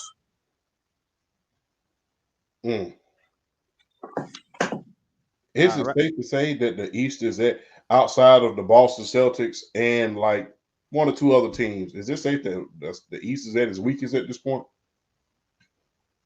No, the East. Folk might hate me when they say this. The East, yeah, I would probably say that. But then again, I'm looking at, I don't know, because I want to say a few of those years where LeBron was winning the East every year, and then you might have those one or two teams that would just reel off like 48, 50 some odd wins, and then they run into LeBron and he sweeps them in the playoffs. But yeah, just like, okay, yeah, I'll say, yeah, I think this is probably the weakest it's ever been because I looked at the standings between each conference. Every team in the Western Conference from 1 to 10, if you include the play-in teams, all have winning records. I think only the top 4 seeds in the East have winning records. Let me look it up real quick. You look up the It's either the top 4 or top 5.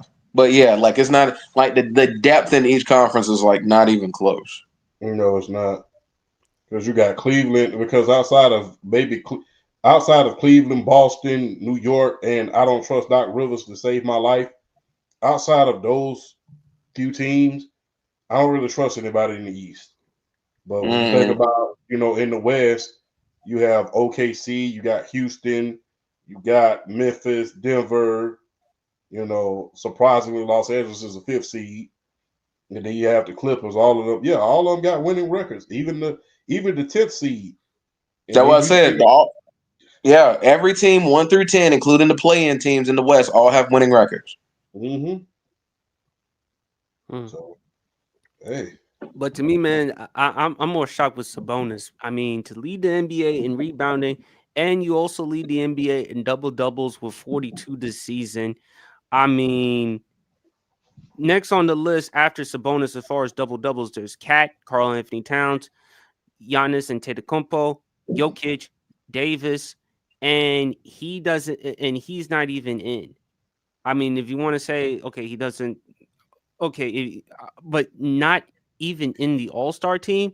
If you want to say he doesn't deserve to be I think you can make an argument he should be starting, because when you're putting up those types of numbers and to be playing this well, but I just feel like it has more to do with the record.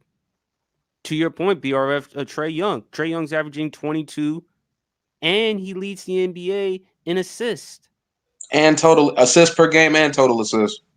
But they'll look at it and say, oh, well, the playoff record. Oh, well, he shoots 40% from the field. So I don't get it. I mean, I really don't understand the format.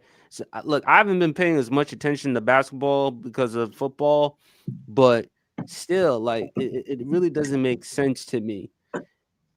And go ahead, BRF. No, I was gonna say, and I'm gonna say this. Alperen Sengun from Houston. Yes. You are a very good player. Don't get it twisted. I'm not mad at you for making the All-Star team. You are not a better player at this point than Domantas Sabonis. You're not. You're not a better player than he is. That makes sense. And that's basically who Sabonis got snubbed for was Sengun. Sengun is not a better player at this point right now than Domantas Sabonis. He's just not. Could it be hot take, guys? Could it be is the reason why the NBA is not getting the attention as it once did because of situations like this? Because we constantly talk about how the NFL, I mean, look, Pro Bowl, they make bad mistakes with Pro Bowl. Let's be honest with the Pro Bowl. But is it fair to say that with the voting, is it fair to say with how the things the NBA is nowadays, this is why the reason that the NFL is above them? Well, I would say this. The main thing about the NBA is this. There's no story. That's the thing. There's no story in the NBA. Other than, I will say, SGA possibly winning the MVP and the Oklahoma City Thunder possibly winning the NBA Finals is the youngest team in history to do it. And plus Jokic, because You again, know, I think he's averaging a triple-double. he's averaging a triple-double, putting up Wilt Chamberlain Jokic number. Jokic is insane. That guy. And plus, a lot of the look, I'm just gonna be very, very, very honest with you. The NBA doesn't have a story to sell. They don't advertise their players as well as they should. Your superstar player should be on every damn commercial you could possibly find. Look at Angel Reese. She's not even playing basketball. She's playing basketball with Unrivaled, and she's in every commercial you could think of. Caitlin Clark is in Gatorade commercials. You got to put these players. The league is not going to sell itself. The league is not going to sell itself. And I think that the NBA is doing a poor job. And I think it's a microcosm of how they're doing a poor job. How before this year they was doing a poor job of selling the WNBA. Now they're doing an even poor job selling the NBA. Your biggest star is on his way out of the door. The only thing you can hope for right now to get those ratings up is a farewell tour by LeBron. That's the only thing you can hope for, because that's the only thing that's going to bring the ratings back. Oh, we got to look at LeBron for the last time. Yeah. But or Steph as well. Or Steph as well. But right now, or KD, the big three of this generation. So basically, you don't have a story.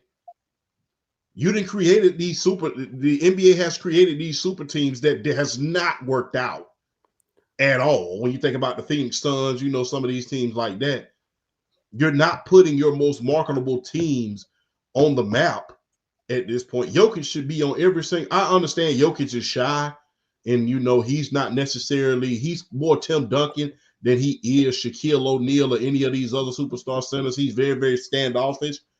But at the same time, you had that as well with the Hakeem Olajuwon, and you made that work. Hakeem Olajuwon was once the face of the league. He wasn't very, very talkative all the time, but you made that work. But here's my thing, champ, and the players. Zion Williamson in particular, because we should be talking about him. Zion's 24 or 25 years old. Supposedly, you're supposed to be at the peak of your career. And yes, he can't control the injuries, but throughout his career is largely due because of his weight. And we thought Zion was going to take over the league by the time he got drafted.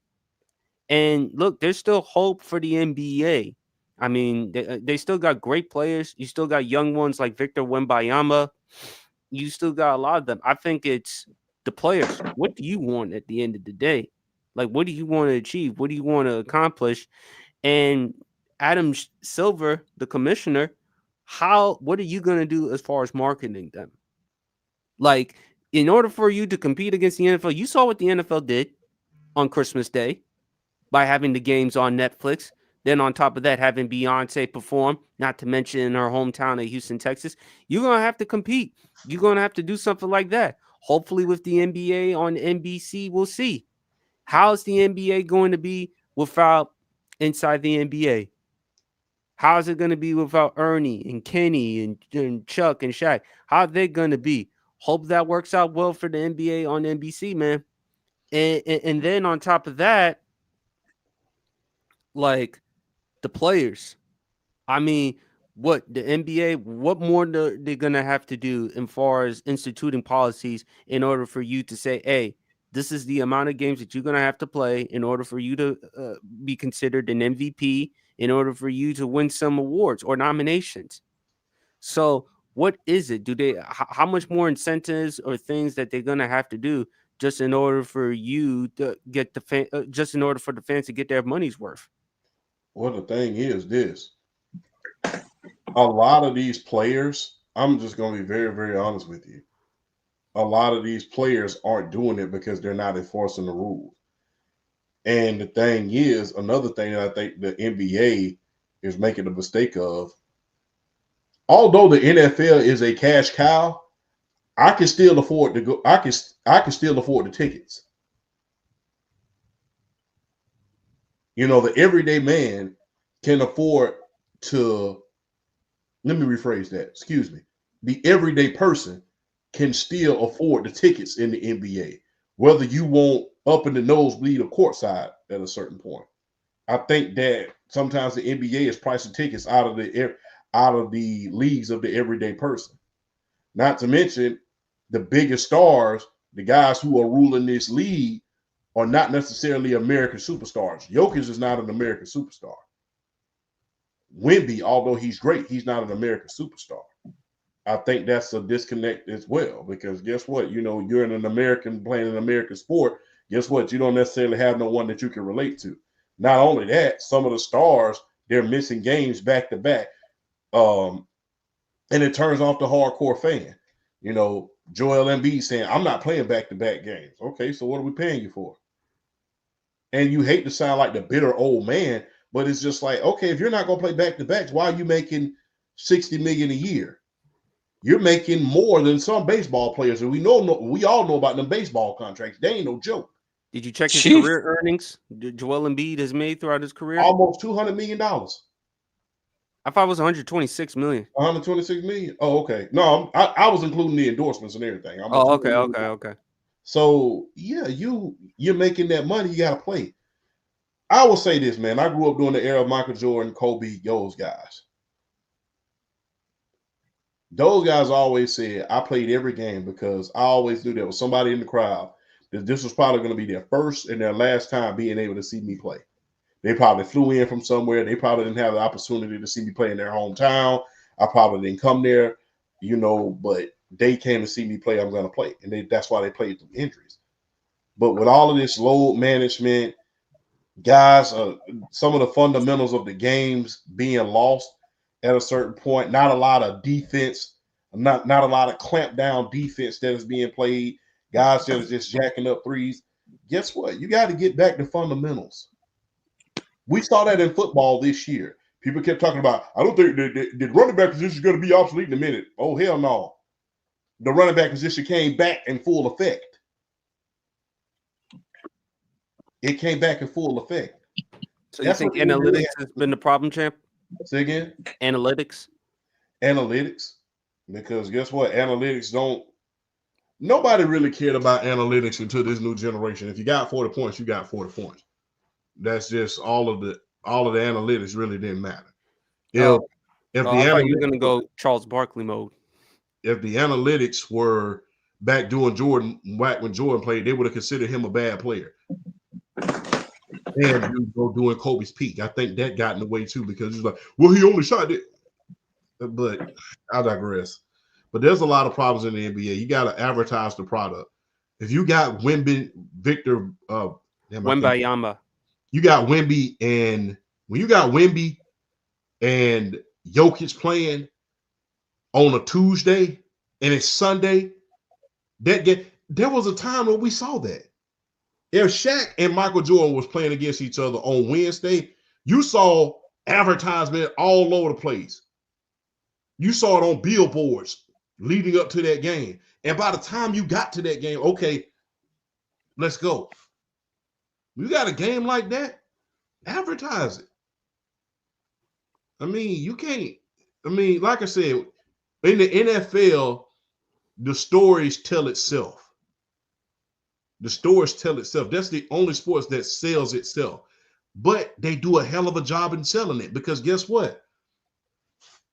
Like I said, when we had the Christmas show, you had Lamar Jackson, Houston, and you had the top MVPs in the league, the MVP candidates in the league, and the reigning Super Bowl champions.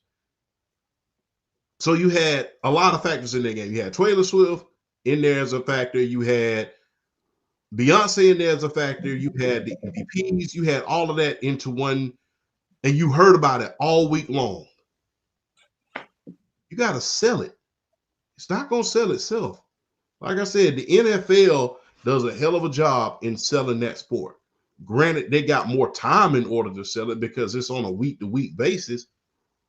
But cutting down games, we're going to cut the clock down to 10. No, that's not the problem. All of this load management, all this non-advertisement, no build-up for the games, how are we going to know? Hell, ESPN, as much as basketball, basketball is in the peak, about to be in peak season, and everybody is still talking about, and I don't know what deal they got with the networks.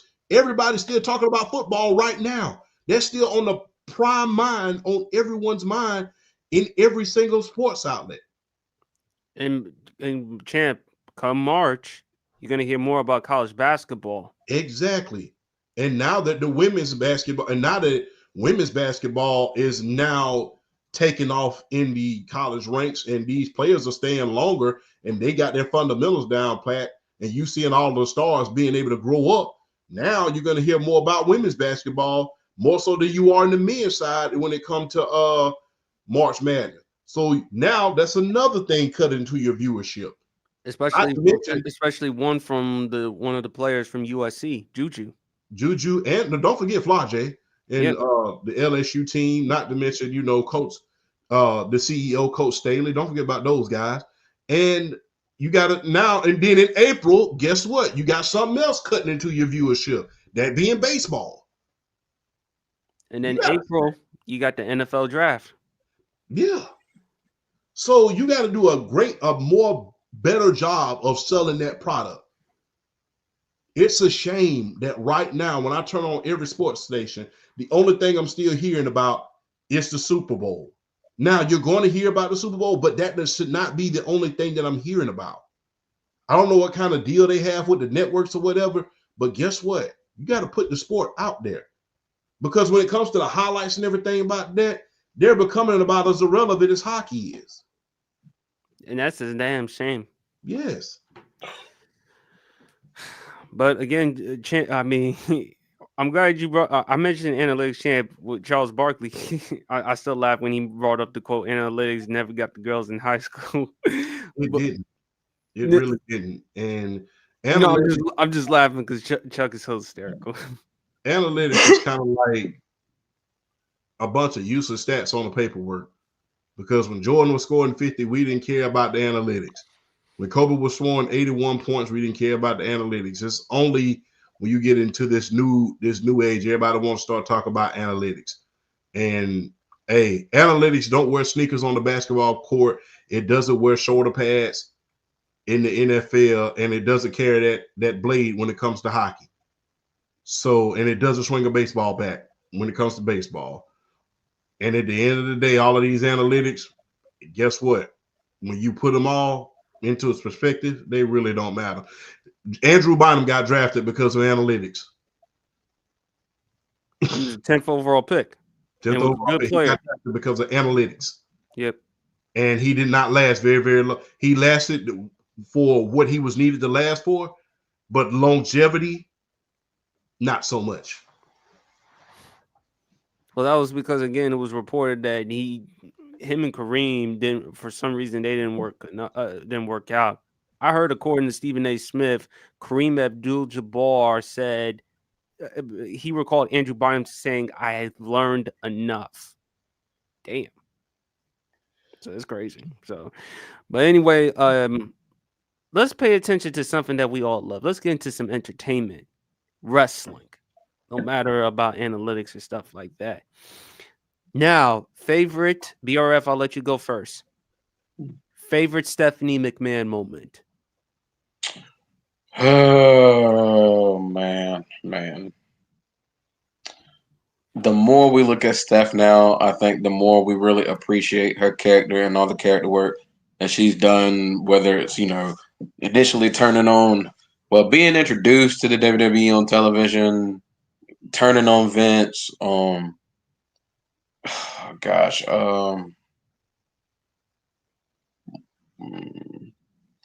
I had to pick one Stephanie McMahon moment, I don't know. Because a lot of my favorite moments were just her getting toasted and roasted on TV. A lot of my favorite moments were her getting roasted, particularly the one this was back 2001 during that invasion angle. The Rock and Chris Jericho just basically, had one of the segments of the year going back and forth roasting Stephanie McMahon. Just like what did the Rock say? Rock said something about Booker T and Ron or whatever are gonna get lost at sea. But they could use Stephanie, a couple of Stephanie McMahon's body parts as a flotation device. um, gosh, another okay. I'll say this. One moment I appreciate with her was when the was the kickoff for the women's revolution. The Bella Twins and Alicia Fox had came down to the ring, and then she came out. And what did she do? Becky Lynch, Charlotte Flair, Sasha Banks brings them all out. Each one of them, like one of Charlotte got one of the Bellas. Becky got another one of the Bellas. Sasha got Alicia Fox or something like that. I mean, they both locked up each one of them in their submission hold, and it was almost like a and that's what kind of really like kicked off that women's revolution thing. And even though and the crazy thing about it is Stephanie was a heel at the time, but for her to kind of go away from that to introduce the three of the four women that's kind of like changed the game in the WWE as far as like the wrestling is concerned, it's a big moment, and it made me appreciate Steph from a standpoint of she's been a very big component as well as far as how women have been presented on our television screens as far as wrestling concerns, because she's like her being a McMahon. I mean, she's like an authority figure. She's telling these guys what to do. If she say jump, you better ask how high. She was an authority figure. That's how she's being presented. So it's almost like in her own way, she helped change the game as far as like how women were presented on television as well. So the reason why I think that moment stands out for me, introducing three of the four horsewomen, it stands out for me just from the sheer perspective of me being a big believer in women's wrestling, and just Stephanie kind of being at the forefront of bringing them out and understanding like what needed to be done to make women's wrestling at the time relevant, because that was hashtag give divas a chance. That was like one of the most, popular trends at the time, because at the time, this was still like during the time of the Divas Championship, and 2 maybe 3 minute matches, like getting no time at all. And so it was a big catalyst as far as that the women's revolution is concerned. And we got the Evolution pay-per-view. Let's We not got forget what the she did for John Cena. Remember the story John Cena talked about the rap thing? oh yes, I remember that. I think it was something like it was him freestyling, and they heard him freestyle, and Stephanie it was McMahon was on that bus. yeah, and Stephanie McMahon was on that bus, and she heard him, and she liked it, and it was like, you should do that more often. You should do that more often. And John Cena she basically helped John Cena catapult his initial Dr. Thugonomics gimmick by hearing that freestyle and basically saying, nah, you do that more often. And that is still to this day one of the most popular characters in WWE history, to the point that we want him to bring it back at some point during this final run. We want him to bring it back at some point for like a match or like a moment or something like that. So yeah, Stephanie McMahon has had her hands on a lot of things that have been very vital to where the WWE is now. And I think now with Triple H getting his flowers, and rightfully so, I think it's about time.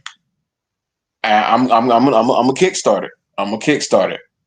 Triple H is about to get his at some point. Stephanie McMahon needs to get hers.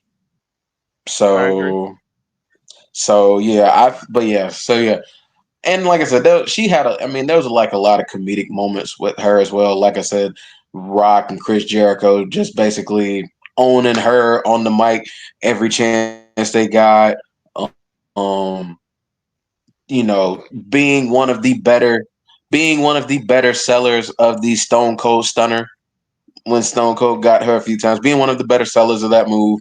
Remember the story? But Remember the yeah, story between Stone Cold and Taker? Remember after when Taker, Austin beat The Rock? I think it was Backlash, and then Undertaker kidnapped Stephanie, and then he's driving in the limo and saying, "Where to, Stephanie?" And then I Taker, remember that.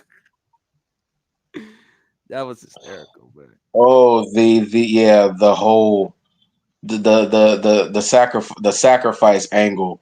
My yeah, that angle where he put her on the symbol, and oh boy, that is like that whole angle of it was like the Undertaker just didn't care who you were. He was just trying to sacrifice people. That was like a weird, crazy angle at the time. And it led to him ultimately getting Stephanie and Stone Cold having to be the one to rescue her, not because he liked Vince McMahon, because even to he never gave a damn about Vince McMahon. It wasn't for him. It was just even Stone Cold Steve Austin knew that was the right thing to do. So that was like a pretty big segment, and that was a pretty big moment in time as well. But yeah, her introducing Charlotte and Becky and Sasha is one that really stands out to me as far as like what it started for women's wrestling in WWE and where it is now. But yeah, shout out to Stephanie McMahon. She has definitely been a catalyst. She's been a trailblazer as far as the women, as far as like how they're being portrayed on TV and all of those stuff. Oh, and one more thing. I don't want to steal nobody's thunder. The WrestleMania 34 match with Ronda Rousey and Kurt Angle versus her and Triple H. That was like, you could make a case that was the best match of WrestleMania 34. Like, you could legit make a case. That the storytelling was great, the psychology was great. Ronda and Triple H being in the same ring, being in the ring at the same time, and then Ronda just throwing all types of fists at Triple H, and Stephanie McMahon being able to hold her own in that match. I mean, just like I said, Stephanie McMahon deserves, as far as her performance, her character, just everything she's done for wrestling, she deserves all the flowers. She deserves her flowers back. She very, very underrated performer, very underappreciated performer, and I just hope people start like really appreciating the work Stephanie put in front of the camera, and really start giving her flowers. Because like I said, Triple H getting into the Hall of Fame, being a headliner for this year. I hope within the next 2 to 3 years, Stephanie McMahon gets that same respect and treatment. Champ? Oh man, this is a good one right here. I gotta go Armageddon 1999, when the whole she turns on Vince. That was a very, very good one, because the build up to that one was kind of crazy. Remember, she was originally supposed to get married to Test. And then Triple H came out and ruined that whole thing. Then it was a match at Armageddon that was skated to do everything. And he finally ended up winning the match, and come to find out, him and Stephanie McMahon was in on it. And then, it wasn't just that moment, it was the very next night when she told him why. And, when she told him why, you know, and to go piggyback on BRF, she was like, hey, I remember when you had me strapped to a symbol to be sacrificed to the Undertaker in a wedding, just because you want to mess over Stone Cold Steve Austin and mess with his head. She's like, so that's why I turned on you. And the thing is, although that was heelish back then, nowadays you pretty much understand it at this point. It's like, yeah, you did do that. So, that was kind of messed up. So, yeah. But that was good, man. The whole the whole McMahon Helmsley faction, that one was one for the ages. You had Stephanie McMahon becoming the women's champion during that time, thanks to a lot of interference from DX and Triple H. That was crazy, because she was instrumental in, Triple H's character during the 2000s, especially during WrestleMania 2000, going all the way up until that point. So, and then it led to another match of, all the McMahons. Well, it was Triple H, Vince, and Shane versus The Rock, Kane, and The Undertaker. And they ended up having to put the title on the line. So remember, The Rock ended up winning that championship. She was very instrumental in she was one of the best women heels that you ever want to think about. People talk about Trish Stratus being a heel, but when you talk about Stephanie's a yes, different level. Look, we can't use the type of language of what they used to call her. Yes. Nobody really likes a spoiled brat. And she kind of reminded you of one of those girls who you saw in school. Her daddy gave her everything. Her brother is kind of like, he the head of the student council. Her daddy donate money to the school. Plus, she's beautiful. She's snobbish as hell. And you just can't stand her behind. It's just like, it's already that hate factor is there. But then she goes around here just kind of stepping on everybody. It's kind of like the girl who used to get in the middle of y'all freestyle circles and call y'all broke during the courthouse days in high school. Y'all broke. We kids. We try to freestyle. Get out of the circle. So that's what that reminded you of. One of them little spoiled rich kids that you just couldn't stand. They had it all, but hey. And remember when the whole authority angle. She was very, very instrumental in that. Especially out where she slapped dudes. Yes, turning on the Big Show,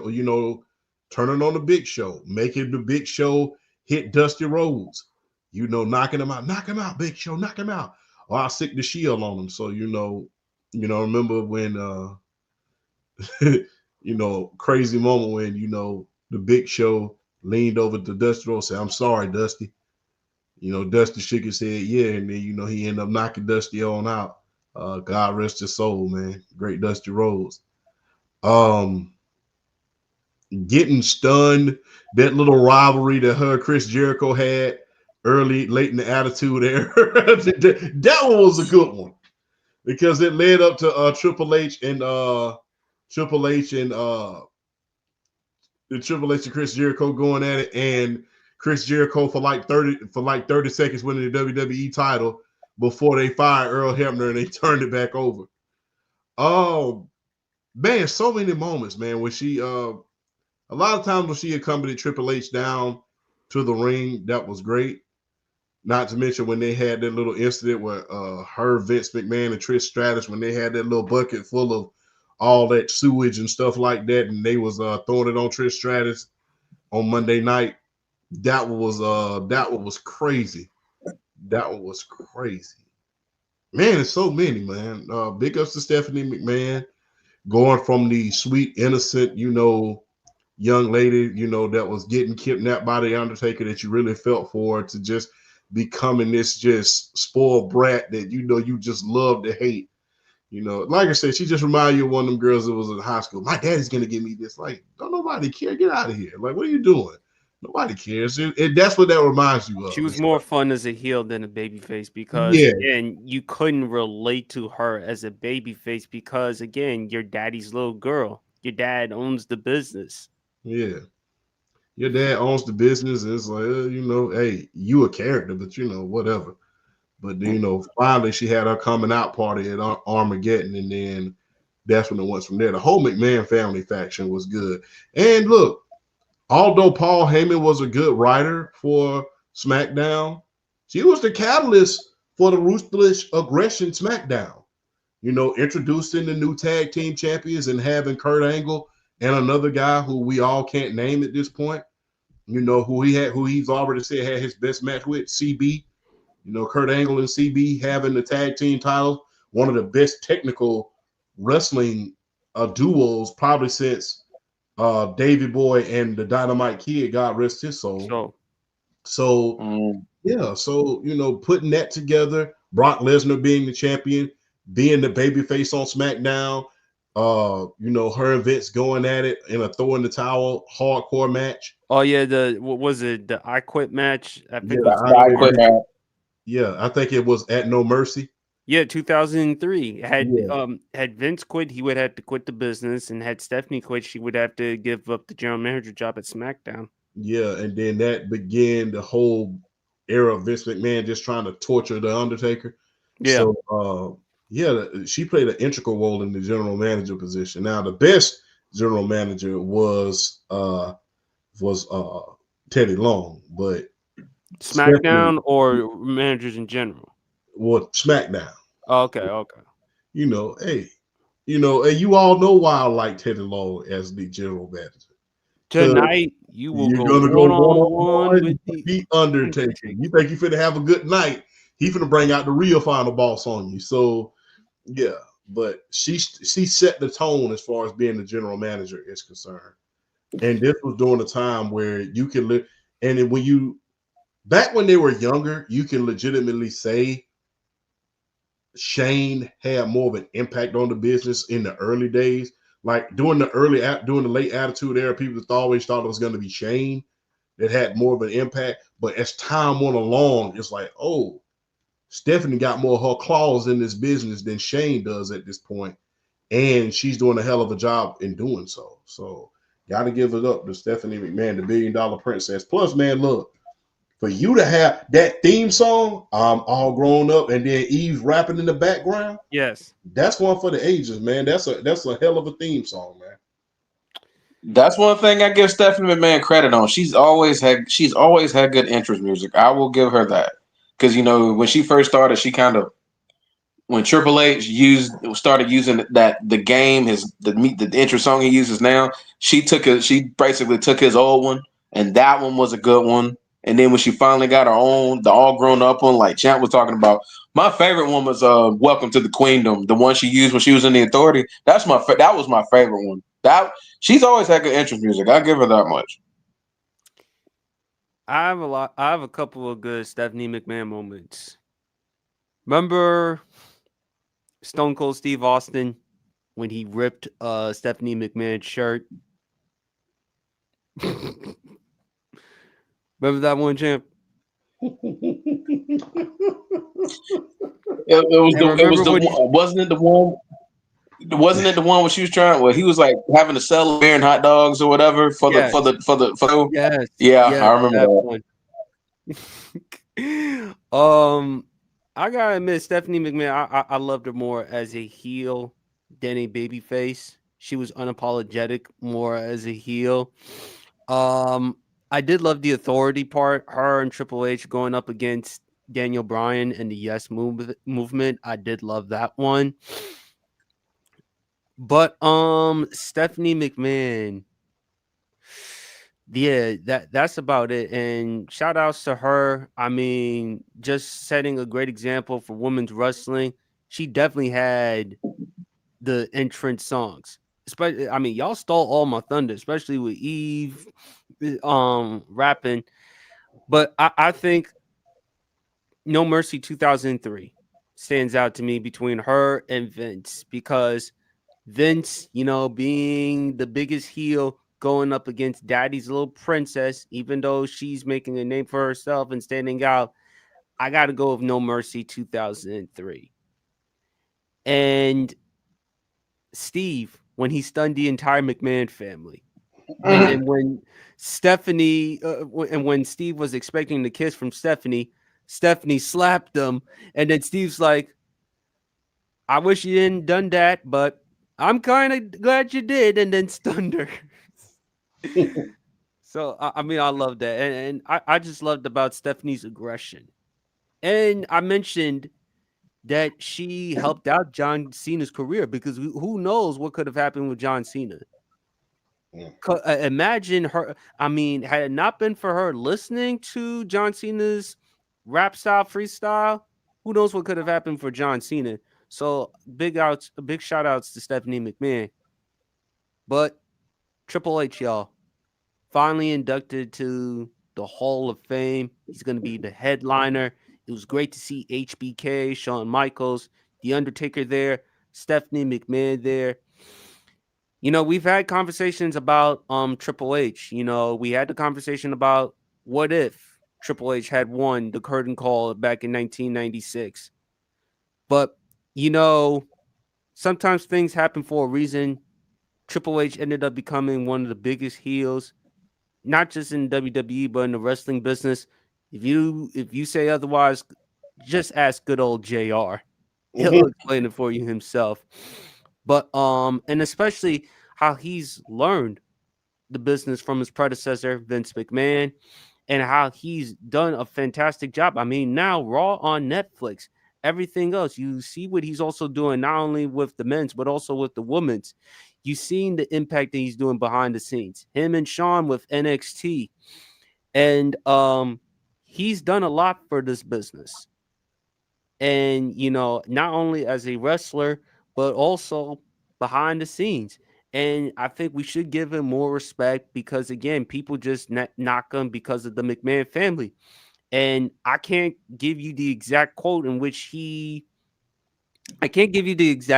Vince told him as a result to the curtain call, but it goes somewhere along the lines, you're going to have to learn how to eat bleep and like the taste of it. And he had to overcome a lot, with D-Generation X with Sean. I mean, Sean at that point was dealing with substance abuse problems, and Sean had to retire back in 1998. And he helped DX, even with Sean's departure. Let's not forget, remember when him, rest her soul, China, X-Pac and them, remember when they invaded WCW? Yes, And let's not forget his return back to the WWE. I think it was in 2002. Just his entrance, his presence, and then of course Evolution. Him and Ric Flair played a huge role as far as the development with Batista and Randy Orton. But Triple H, man, as far as like with heel, the sledgehammer, how the way he used sledgehammer on Sean on SummerSlam 2002, or with Raw's Homecoming back to the USA Network, how he used the sledgehammer on Flair, and all the other matches that he's put up, the psychology. I'm glad that Triple H finally is getting, he deserves his due. And I was happy when I saw the first episode Raw on Netflix. Did you see how the way that he came in the beginning of the episode? That was just hands down, man. So, and he was there for all of the eras, the Attitude Era, the Ruthless Era, every other era that you could think of. Triple H was there. And it just tells you not only his brilliance as a wrestler, but also up here. And he knew a lot. I mean, gave a lot of great advice to the guys. Remember Tough Enough? So shout outs to Triple H, man. Champ, what are your thoughts? Triple H, man. Oh, we forgot to mention he was in the New Generation era. That's where he got. I forgot. My mind's all over the place. Hey, man, that's a brilliant mind, brother. So yeah, you got to use it. You can't spit out everything. Sometimes the mind travels faster than the mouth. I know I'm guilty of it. Let's not forget how humble his beginnings was. Remember, his beginnings was he was terrorizing in the WCW. Remember, he was tag team partners with William Regal for a little bit when he was down there in WCW. They didn't know what to do with him down in WCW, so he ended up going to the WWE. What's so funny about him leaving WCW is Eric Bischoff offered him more. He offered him $100,000 a year in order to stay. But Triple H turned it down. He said, by the time I get through in the WWE, you'll pay me a double or triple to come back.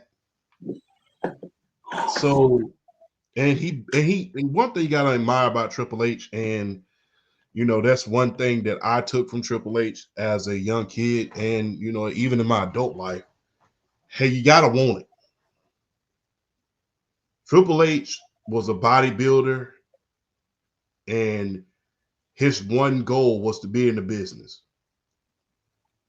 When he first went to a wrestling show, the first thing he wanted to do is put his stuff in front of Ric Flair. But he got it in front of a talent scout that gave him a tryout with WCW. And when you think about a lot of the stars that he was behind, a lot of the guys were bigger than he was at the time. I do stress at the time. When you think about Kevin Nash, you think about Shawn Michaels, Scott Hall, X-Pac, 6, whichever one you want to call them, 1, 2, 3 Kid. They were bigger stars than him at first. He surpassed all of them. He surpassed every last one of them. He didn't do any of a lot. And if there's a lesson in anything that you don't have to do what your friends do, look at Triple H. All of those guys who he used to hang with, they all suffered with their own demons in terms of substance abuse. Triple H didn't touch the stuff. Triple H, everybody in the clique, they said that Triple H was always the level head of the group because he didn't drink, he didn't do any of that. The only thing he wanted to do was go to work and work out.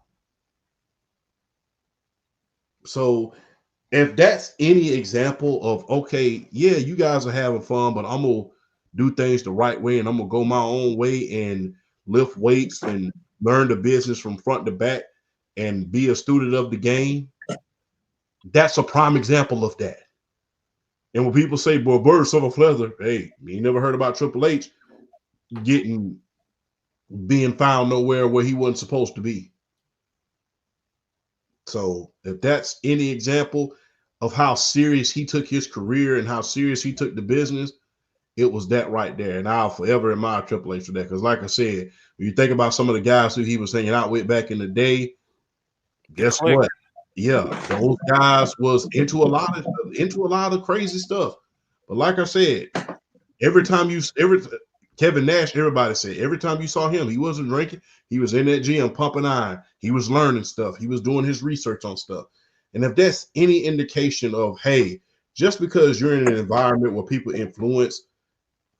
are influenced by other things, that doesn't necessarily mean you got to do it. And people can be your friends, but guess what? You can go your own way and do your own thing, even when you're friends with those guys or, young women. You don't necessarily have to just go down the same path just because your friends are doing something. And I think if there's any example of that story, I think that we can all use is that right there. Shawn Michaels had substance abuse problems. They said Kevin Nash had it for a little bit. They said Scott Hall, we all know the story. X-Pac, you know the story. Triple H, not only did he surpass those guys in popularity, he's on top of the business at this point.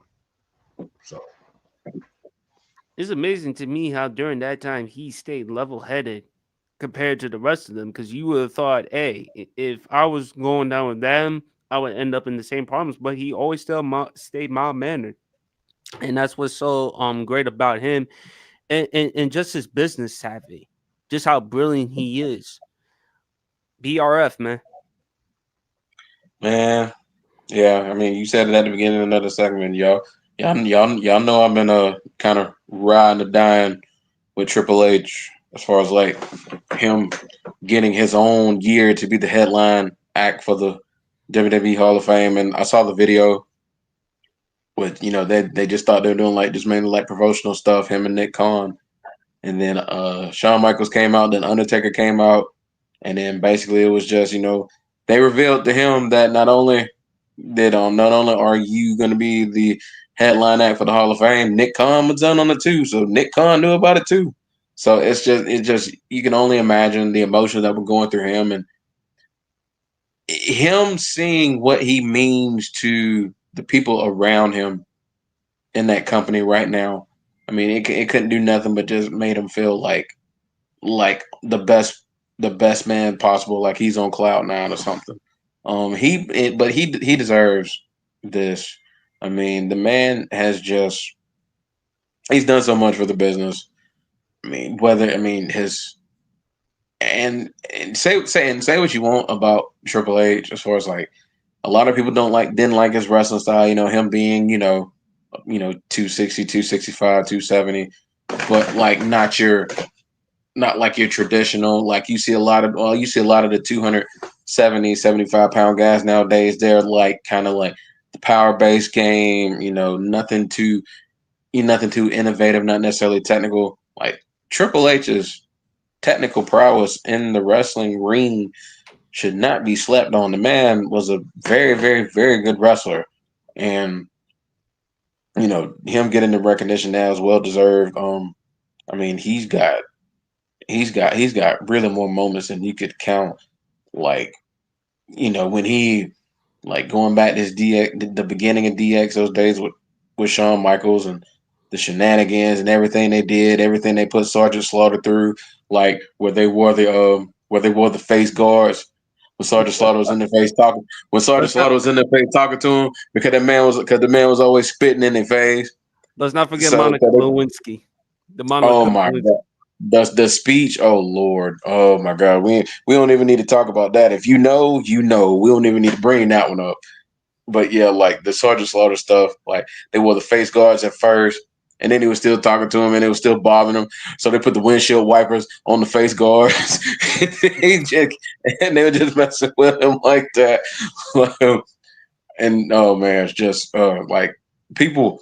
But at the same time, people got to understand Shawn Michaels and the evolution of his livelihood and sanity, seeing the man he used to be compared to the man he is now. Because let me tell you something, Shawn Michaels, 97, 98, before he retired, was one of the most volatile personalities you will ever see or hear about. Like a lot of his DX stuff, like just Shawn Michaels was like he was in a different tier then compared to what he is now.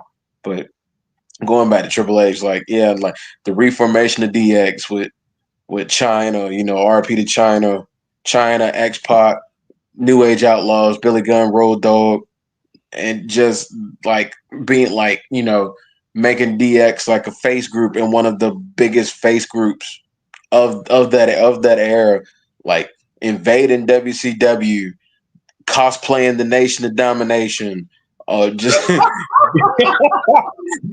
just so many, bro. Folks, man, let me tell you something. I did not realize how inappropriate that segment was until I got there. I did not bro. That segment nowadays, WWE would be so canceled if that segment went on nowadays. They would get so canceled it wasn't even funny. X-Pac dressing as Mark Henry. That's all you need to know about how crazy that segment was. That's all you need to know. Oh my Lord. Oh my Lord. But then that whole evolution of him finally becoming the game and seeing his heel work multiply, seeing his heel work being turned up by like 1,000, like the attacks and just making people's lives miserable, whether it was Vince or whether it was The Rock or whether it was Stone Cold Steve Austin or whether it was The Undertaker or whether it was Chris Jericho or whether it was Mick Foley, whether it was Big Show, Kane, like it didn't matter. If you try to get in his way in that time frame from basically like 99 when he first turned and became a heel up until around like, I don't know, I guess like around the time where he reformed DX again with Shawn Michaels. And that 06 DX run is slept on. Y'all go to YouTube, type in DX 2006, some of those segments, and because basically this is like starting to come to like the back end of the TV14 era, where there was still some stuff that could get away with. 2006 DX, I'm telling y'all, just watch clips. More funny than anything, but man, just underrated stuff. 06 DX is underrated stuff. I'm telling you, man, talking about Triple H's career is almost like a history. It's like a history lesson. It's like history class. It's like a wrestling history class going through his career, and you can just like pinpoint like all of the great things he's done. And it's hard to really single out a lot in particular because they've all kind of morphed him into what he is now. And he deserves everything. Like this boom period that the WWE is going through right now with him at the helm. It's like I'm happy for him because I knew he could do it, but in a way, I'm not surprised because I knew he could do it. Like he just got a mind. He got a mind for the business. And I think what makes it work with him being where he is now is not just the fact that he's a wrestling savant. He's still young enough to where like he can relate to us. Like Oh yeah. him being Oh, like him being in the attitude era, going through the ruthless aggression, going through all that is like he's seen like he's a little older, but he's still young enough to where it's like he still gets it when it comes to understanding like, this generation and what they like in wrestling because at the end of the day, Triple H is a student of the game. He's a fan of the business. So he's checking his social media, he's watching TV, he's checking other social media, IG, Facebook, stuff like that. the thing He's was he gets ahead with the times, BRF, and that's the thing that he was trying to bam. tell There Vince you go. to do. There You you got to go. get ahead with the There times. you go. There you go. And that's really what's setting him apart. Cause like with Vince at his peak, Vince was just mainly like he wanted the edgier stuff on TV. He knew those fans then would watch it because they wanted something new. Triple H is like he's more in depth with it. He's more in tune with it. He's more methodical with it. Like he understands nowadays wrestling is more athletic than it's ever been. It's more promoted as a sport than it's ever been, and he understands that, and he's getting with the times. So he's doing everything, like the camera presentation, the sets, just the TV presentation itself. Like he's understanding so much, and he's getting with the times, like you said, and that's a lot of the reason why the product is where it is today. Because like you don't have Kevin Dunn running the camera crews anymore. They got rid of him, and you're getting like some of the best camera shots I've seen.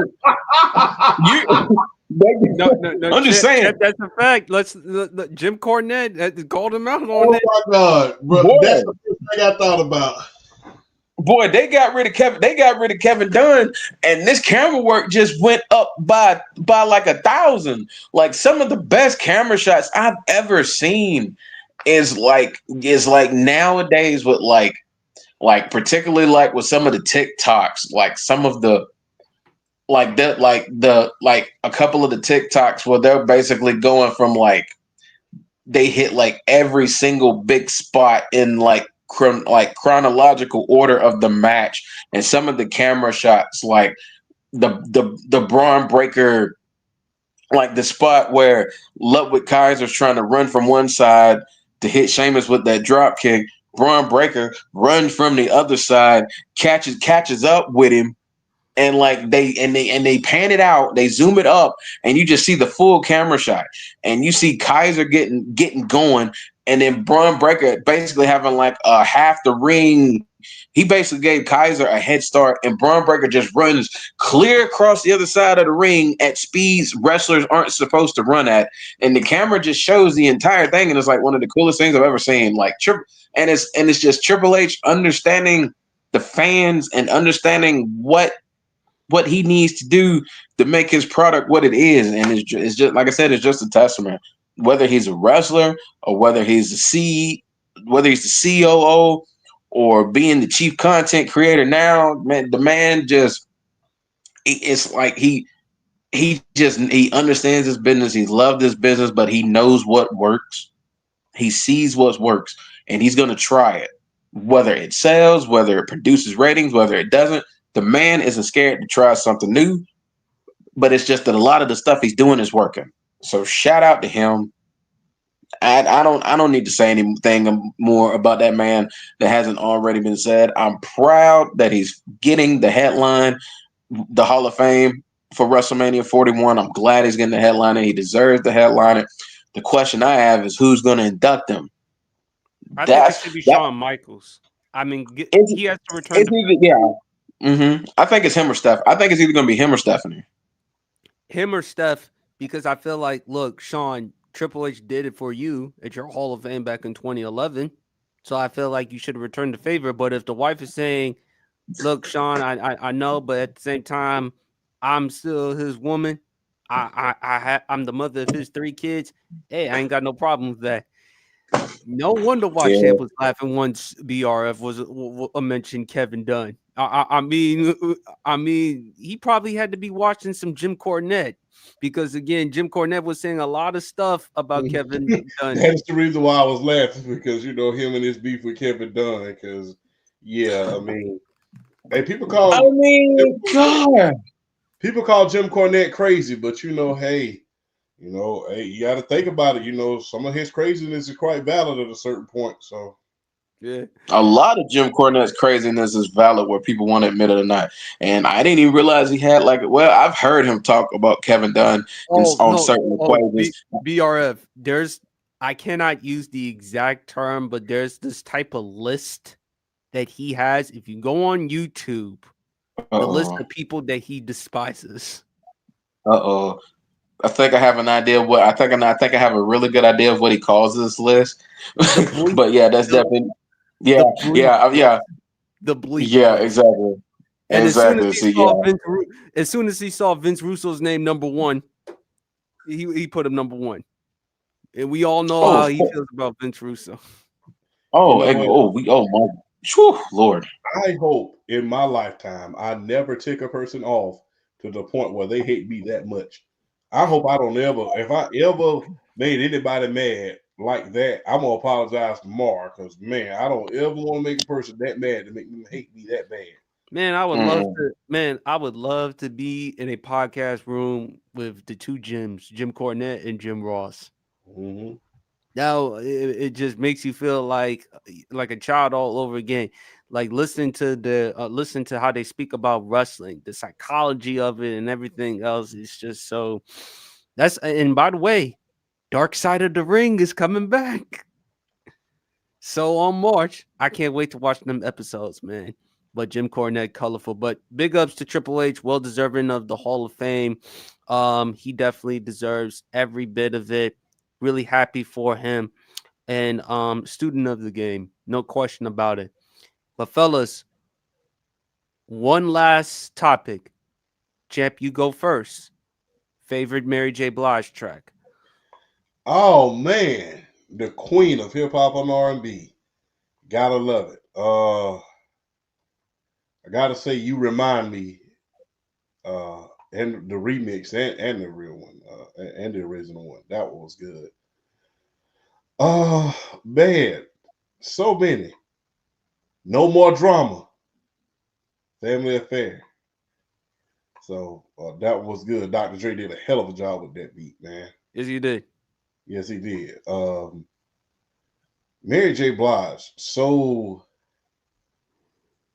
even as an actor, so elegant, so she's hip and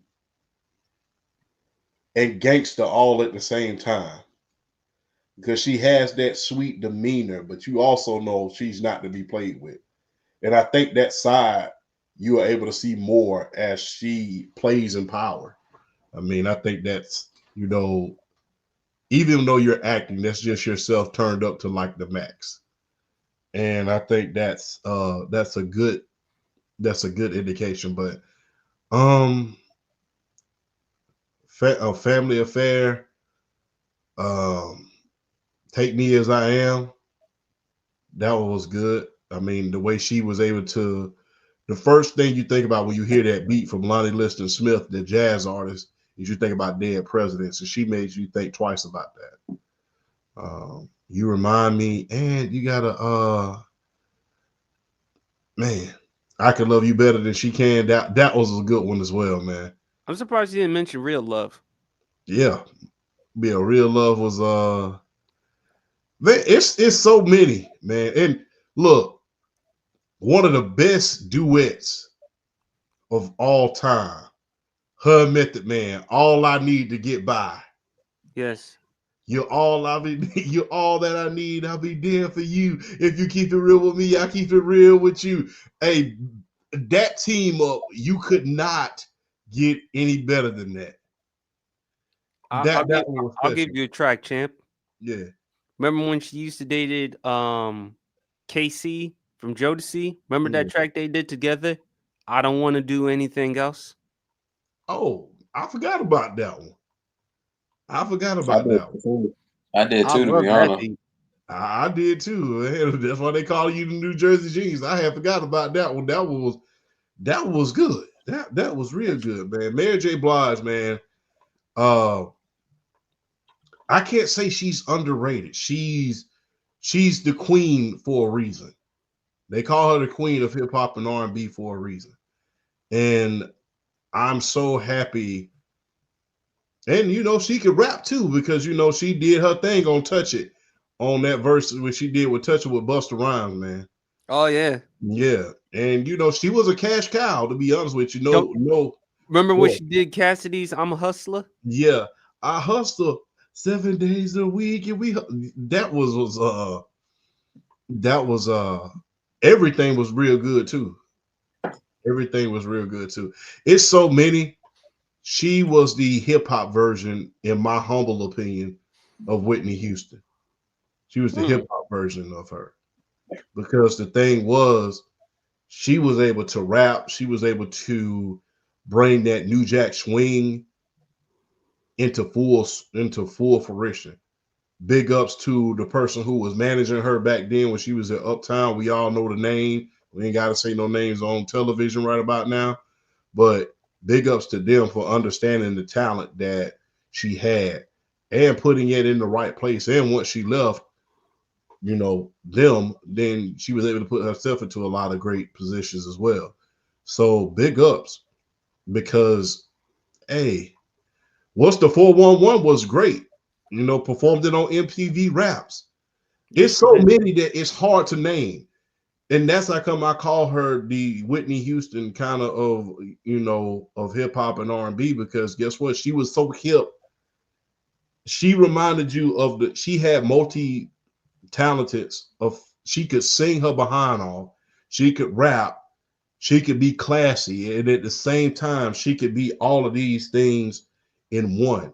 So she's the hip hop version of Whitney Houston, if you want me to be honest with you, because when you think about Whitney Houston, the first thing you think about is elegance and all of that. But when you think about Mary J. Blige, on the flip side of that coin, you think about, you think about versatility. You think about her elegance. You think about that gangster side. You think about how, she came out with the nose ring and, the baseball jerseys on MTV Raps. You think about how she was able to get on the mic and freestyles. You think about some of her outfits on 106 and Park.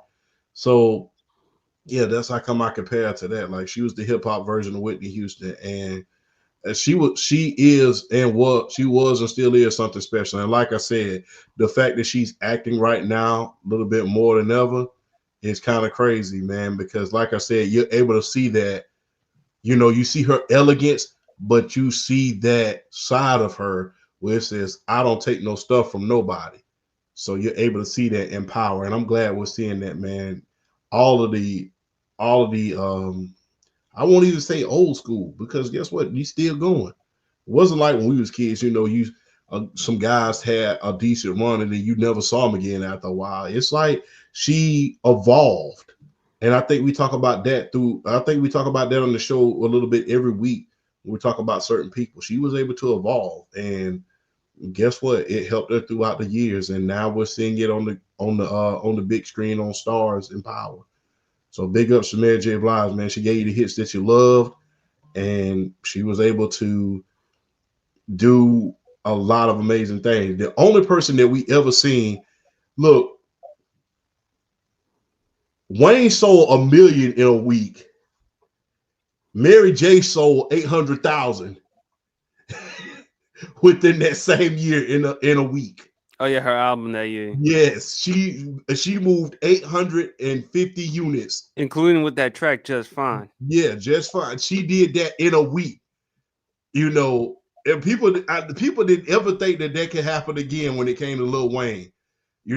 People said, ain't nobody gonna ever do 1 million in a week. But she came out, did 800,000 in a week, and she was like, "Oh no!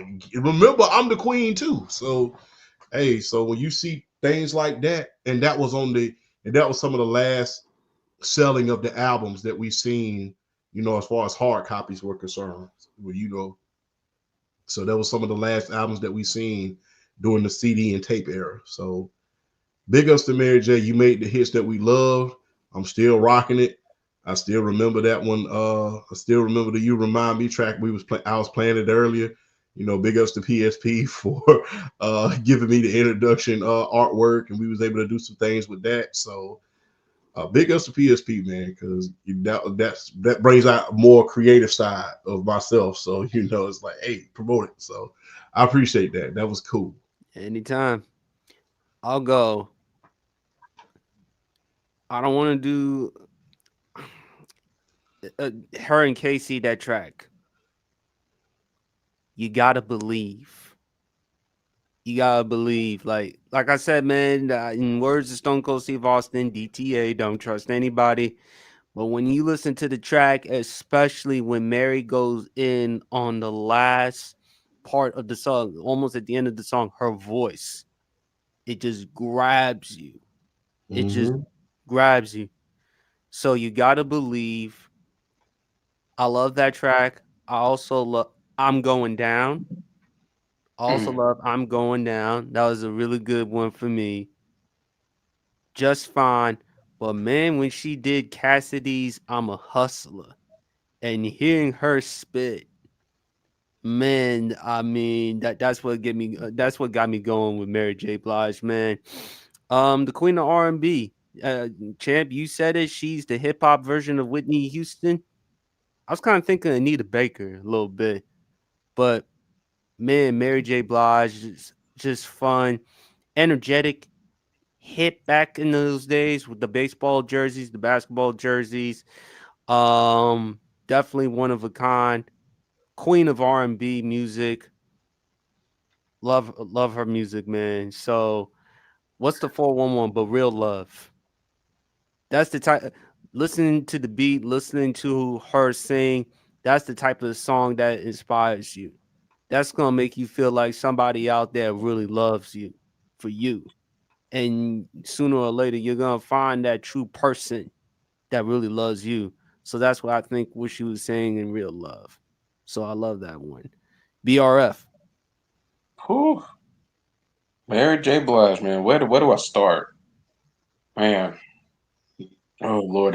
I mean, hey, champ said it. You elaborated on it. I mean, she earned that nickname of being the queen of hip hop and R&B. She earned that nickname with years of putting in work. But yeah, y'all had a lot of good ones. Like yeah, Real Love. Gosh, what else? What else we got? Everything. Just Fine. Be Without You. I'm surprised nobody said Be Without You. Be Without You is a great song. Um, God, yeah, of course, No More Drama, Family Affair. Um, 7 days. That the one she did with George Benson, 7 days. That was a good one. Um, my favorite one though is because of the beat and just the overall flow of the song. I'm Not Gonna Cry is my favorite. Is my favorite song. I'm Not Gonna Cry is my favorite one. Just no, I mean, just man. I mean, and plus, and this was like one of the like lead songs from like the Wait Until Exhale soundtrack, which honestly was like a really good movie. That was like one of the lead tracks of that soundtrack, and the fact that that is such a timeless song and it still carries weight and it still slaps and hits to this day. Just speaks to the talent that Mary J. Blige is. That's probably like my all-time favorite Mary J. Blige song. But I got like, man, there's like so many. You got, I mean, shoot, like some newer stuff. Lord, Mr. Wrong, the one she did with Drake. That's another good one. What else? What else? 911. Yeah, 911. Him, her and Wyclef. Yeah, you can't. Yeah, her and Wyclef. 911. Yeah, you got to talk about that one. That was a good one. One of her newest songs she just put out. Good Morning Gorgeous. That's a good one. But yeah, for me is I'm Not Gonna Cry. That's like my all time favorite one. It's probably that one. Mm-hmm. And fellas, next week for the Sports PSP pod, as far as music, favorite Chingy track. So we're gonna do Chingy for next week. And then for wrestling, I'm gonna go favorite Eugene moment. Oh man, I like Eugene. I did too. So we're gonna go with those two for next week. But anyway, fellas, final words and tell them where to follow y'all at. Oh man. Like I said at the beginning, well, before I say that, big ups to Sports PSP. Always a privilege, a pleasure, and an honor to share the stage with you and to share the stage with you as well, BRF. BRF. We already got the big three, so I had to give it a name from being PSP. We call it the Awesome Alliance. So it's good to be part of Oh, okay. I can dig that. I can dig that. I can dig that. so Definitely. so the Awesome Alliance. Make sure you trademark that, by the way. But Yeah. but it's always good to be on here, man. Everybody who's in the crowd, I hope we gave you guys a good show as usual. New Jersey Genius, he definitely puts in work. On the road to 70K right about now. So it's always a privilege, a pleasure, and an honor to be here. Look, when you look on the news, a lot of things are happening. Make sure that you keep your loved ones close to you. Make sure you look out for one another. Make sure you take care of one another. And look, everybody is not okay. Pick up that phone and call somebody and make sure they're good. Like we say down south, I'd rather hear your voice than to go to your funeral. Facts. So make sure that you talk to your loved ones and make sure that they are okay. And if they don't pick up the phone, that's when it's time to pull up on them. So go ahead, because you never know how mentally, everything is affecting someone. Because we only been in the new year for 31 days, and already it's been a doozy, in the great words of Bugs Bunny. So hold your family members close. Make sure you check on your friends. Make sure you check on your people. Make sure you pray for your people. Make sure you check on your strong friends in particular. They're there for you. You be there for them. And make sure that you keep it P and hold each other close, because guess what? You need each other right about now. You need each other now more than ever. BRF. Yes, as always, it's definitely a pleasure to share the stage with you two fine gentlemen. PSP, nothing but love and more success, because man, that follower number just keep jumping and it keep going up. And I don't want you stopping. I want you to keep doing it big and keep doing it. Don't stop. Don't let them make you stop. And the champ seeing and as being like almost being like kind of lately being like kind of like step by step with you as far as like your growth and seeing what you've been doing now is nothing short of amazing in your own right. And I'm definitely proud of you. And I want you to keep going and like I'm gonna tell you the same thing. Don't stop until they make you stop, and don't let them make you stop either.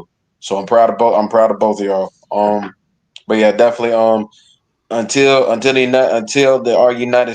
fine, loving United States government lift these restrictions.